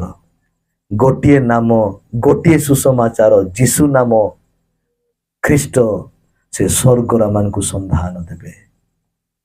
ଆଉ ସେହି ଖ୍ରୀଷ୍ଟ, ସେହି ବାକ୍ୟ ଆଜି ଆମମାନଙ୍କୁ ଗଢିବ, ଆମମାନଙ୍କୁ ନିର୍ମାଣ କରିବ, ଆମମାନଙ୍କୁ ପ୍ରସ୍ତୁତ କରିବ। ବାକ୍ୟକୁ ଆମମାନେ ପ୍ରାଧାନ୍ୟ ଦେବା। ଆମମାନେ ସଦାବେଳେ କହିଥାଉ ପରମେଶ୍ୱର ତାହାଙ୍କର ସକଳ ନାମ ଅପେକ୍ଷା ତାହାଙ୍କର ବାକ୍ୟକୁ ମହତ୍ କଲେ। ଆଜି ଆପଣ ମୁଁ କେତେ ତାହାଙ୍କର ବାକ୍ୟକୁ ମହତ୍ କରୁଛୁ?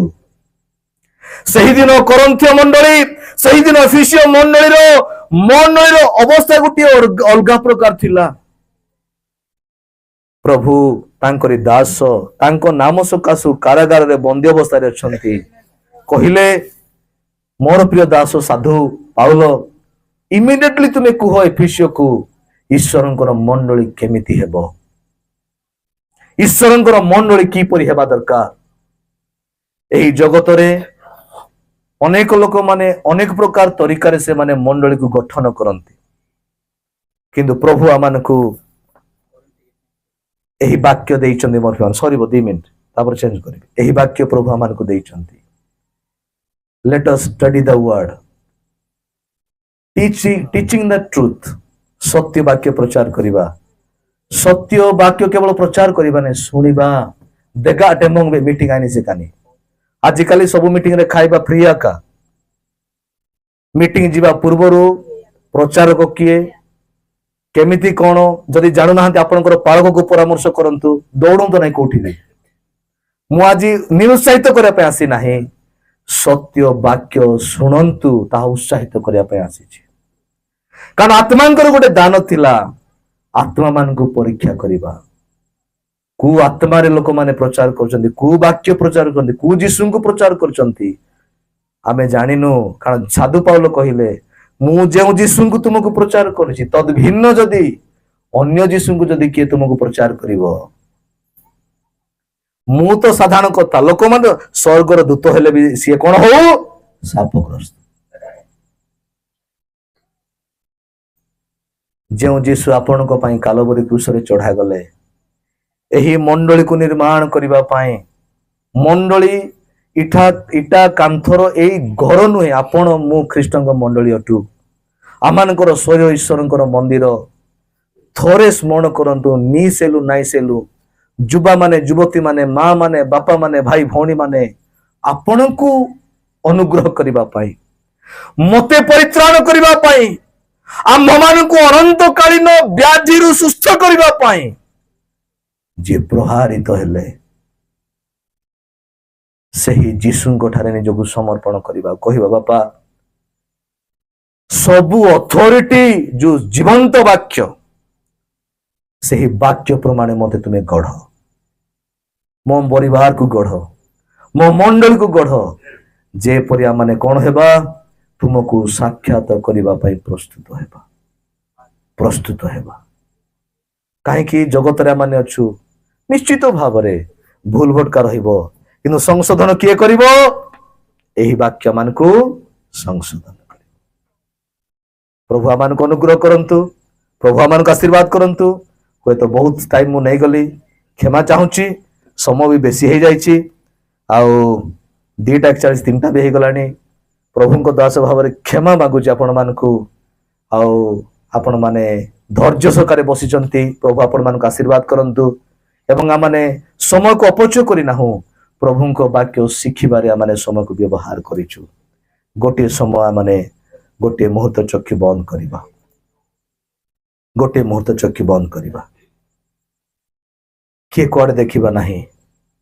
ମୁଁ ପରିଚାଳକ ମହୋଦୟ, ସମ୍ମାନସ୍ପଦ ସ୍ଥାନୀୟ ମଣ୍ଡଳୀର ପାଳକ ମହୋଦୟଙ୍କୁ ମୋର ମାଇକ୍ ହସ୍ତାନ୍ତର କରିବା ପୂର୍ବରୁ ଗୋଟିଏ ମୁହୂର୍ତ୍ତ ମାନେ ପ୍ରଭୁଙ୍କ ଠାରେ ନିଜକୁ ସମର୍ପଣ କରିବା।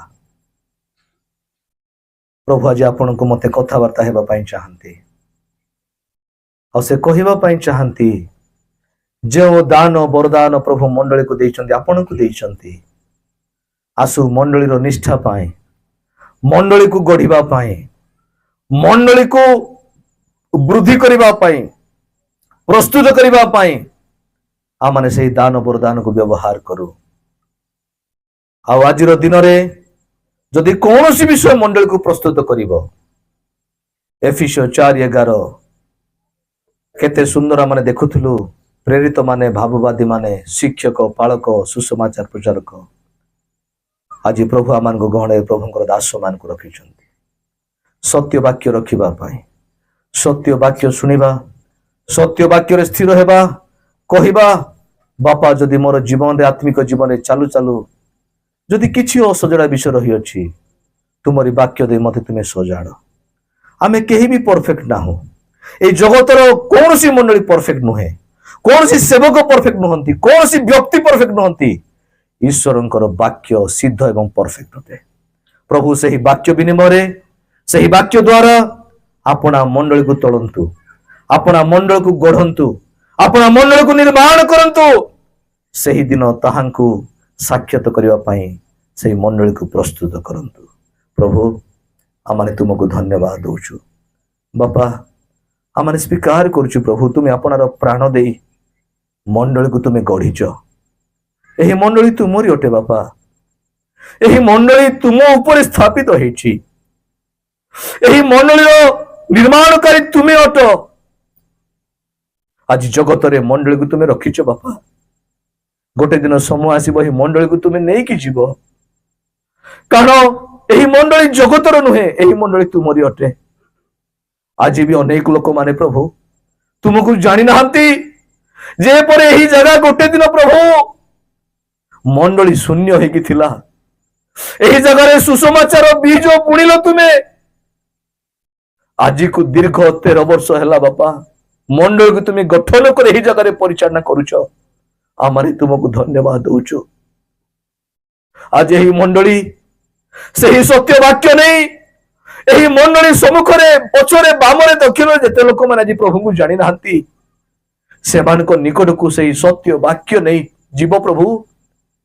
ତୁମେ ଏହି ଜାଗାରେ ସୁସମାଚାର ପ୍ରଚାରକ ମାନଙ୍କୁ ଯୀଶୁ ନାମରେ ଉଠାଅ, ପାଳକ ମାନଙ୍କୁ ଉଠାଅ ବାପା, ପ୍ରେରିତ ମାନଙ୍କୁ ଉଠାଅ। ଏହି ମଣ୍ଡଳର ସେବା କାର୍ଯ୍ୟ ଏତିକିରେ ସୀମିତ ନ ରହୁ, ଆହୁରି ଯୀଶୁ ନାମରେ ବୃଦ୍ଧି ପାଉ ବୋଲି ଆମେ ପ୍ରାର୍ଥନା କରୁଛୁ। ଯେଉଁ ତୁମର ପ୍ରିୟ ନମ୍ର ଦାସଙ୍କୁ ଏହି ଜାଗାରେ ରଖିଛ, ଆହୁରି ତୁମେ ସ୍ୱର୍ଗର ଜ୍ଞାନ ବୁଦ୍ଧି ଆତ୍ମାଙ୍କର ଅଭିଷେକ ଦେଇ ତୁମେ ତାଙ୍କୁ ବ୍ୟବହାର କର। ମଣ୍ଡଳୀର ଯୁବା ଯୁବତୀ ମାନଙ୍କୁ ଶକ୍ତିଯୁକ୍ତ କର। ମଣ୍ଡଳୀର କର୍ମକର୍ତ୍ତା ମାନଙ୍କୁ ତୁମେ ଶକ୍ତିଯୁକ୍ତ କର। ମଣ୍ଡଳୀର ବୈଶିଷ୍ଟ ପ୍ରାଚୀନ ମାନଙ୍କୁ ତୁମେ ଶକ୍ତିଯୁକ୍ତ କର। ପୁଣି ଆଜି ଆମେ ଯେତେ ଲୋକମାନେ ଏହି ଜାଗାରେ ବସିଛୁ ବାପା, ପ୍ରତ୍ୟେକଙ୍କୁ ତୁମେ ଅଧିକାର କର, ପ୍ରତ୍ୟେକଙ୍କୁ ଅଧିକାର କର। ଆମର ଜୀବନର ଗୋଟିଏ ଉଦ୍ଦେଶ୍ୟ କେବଳ ଖ୍ରୀଷ୍ଟ, କେବଳ ଖ୍ରୀଷ୍ଟ, କେବଳ ଖ୍ରୀଷ୍ଟ ହେବ। ଆମମାନଙ୍କୁ ସେହି ମନ, ସେହି ଚିନ୍ତା, ସେହି ସଂକଳ୍ପ ଦିଅ ବୋଲି ଆମେ ପ୍ରାର୍ଥନା କରୁଛୁ। ଧନ୍ୟବାଦ ପାଇ ସୁଯୋଗ ପାଇଁ। ତୁମେ ବାକ୍ୟ ଦେଇ ମତେ କଥା କହିଛ, ମୋ ପରିବାରକୁ କଥା କହିଛ, ମୋ ମଣ୍ଡଳୀ କଥା କହିଛ, ଉପସ୍ଥିତ ପ୍ରତ୍ୟେକ କଥାବାର୍ତ୍ତା ହେଇଛ। କୋଟି କୋଟି କେବଳ ତୁମ ନାମର ସ୍ତୁତିବାଦ କରୁ କରୁ ପୁଣି ଥରେ ଏଇ ମଣ୍ଡଳୀକୁ, ଆମ ପ୍ରତ୍ୟେକଙ୍କୁ ତୁମରି ବଳବନ୍ତ ହସ୍ତ ତଳେ ସମର୍ପଣ କରୁ କରୁ ଯୀଶୁ ନାମରେ ପ୍ରାର୍ଥନା ପିତାଙ୍କ ନିକଟରେ ଉତ୍ସର୍ଗ କରୁଅଛୁ। ଆମେନ୍।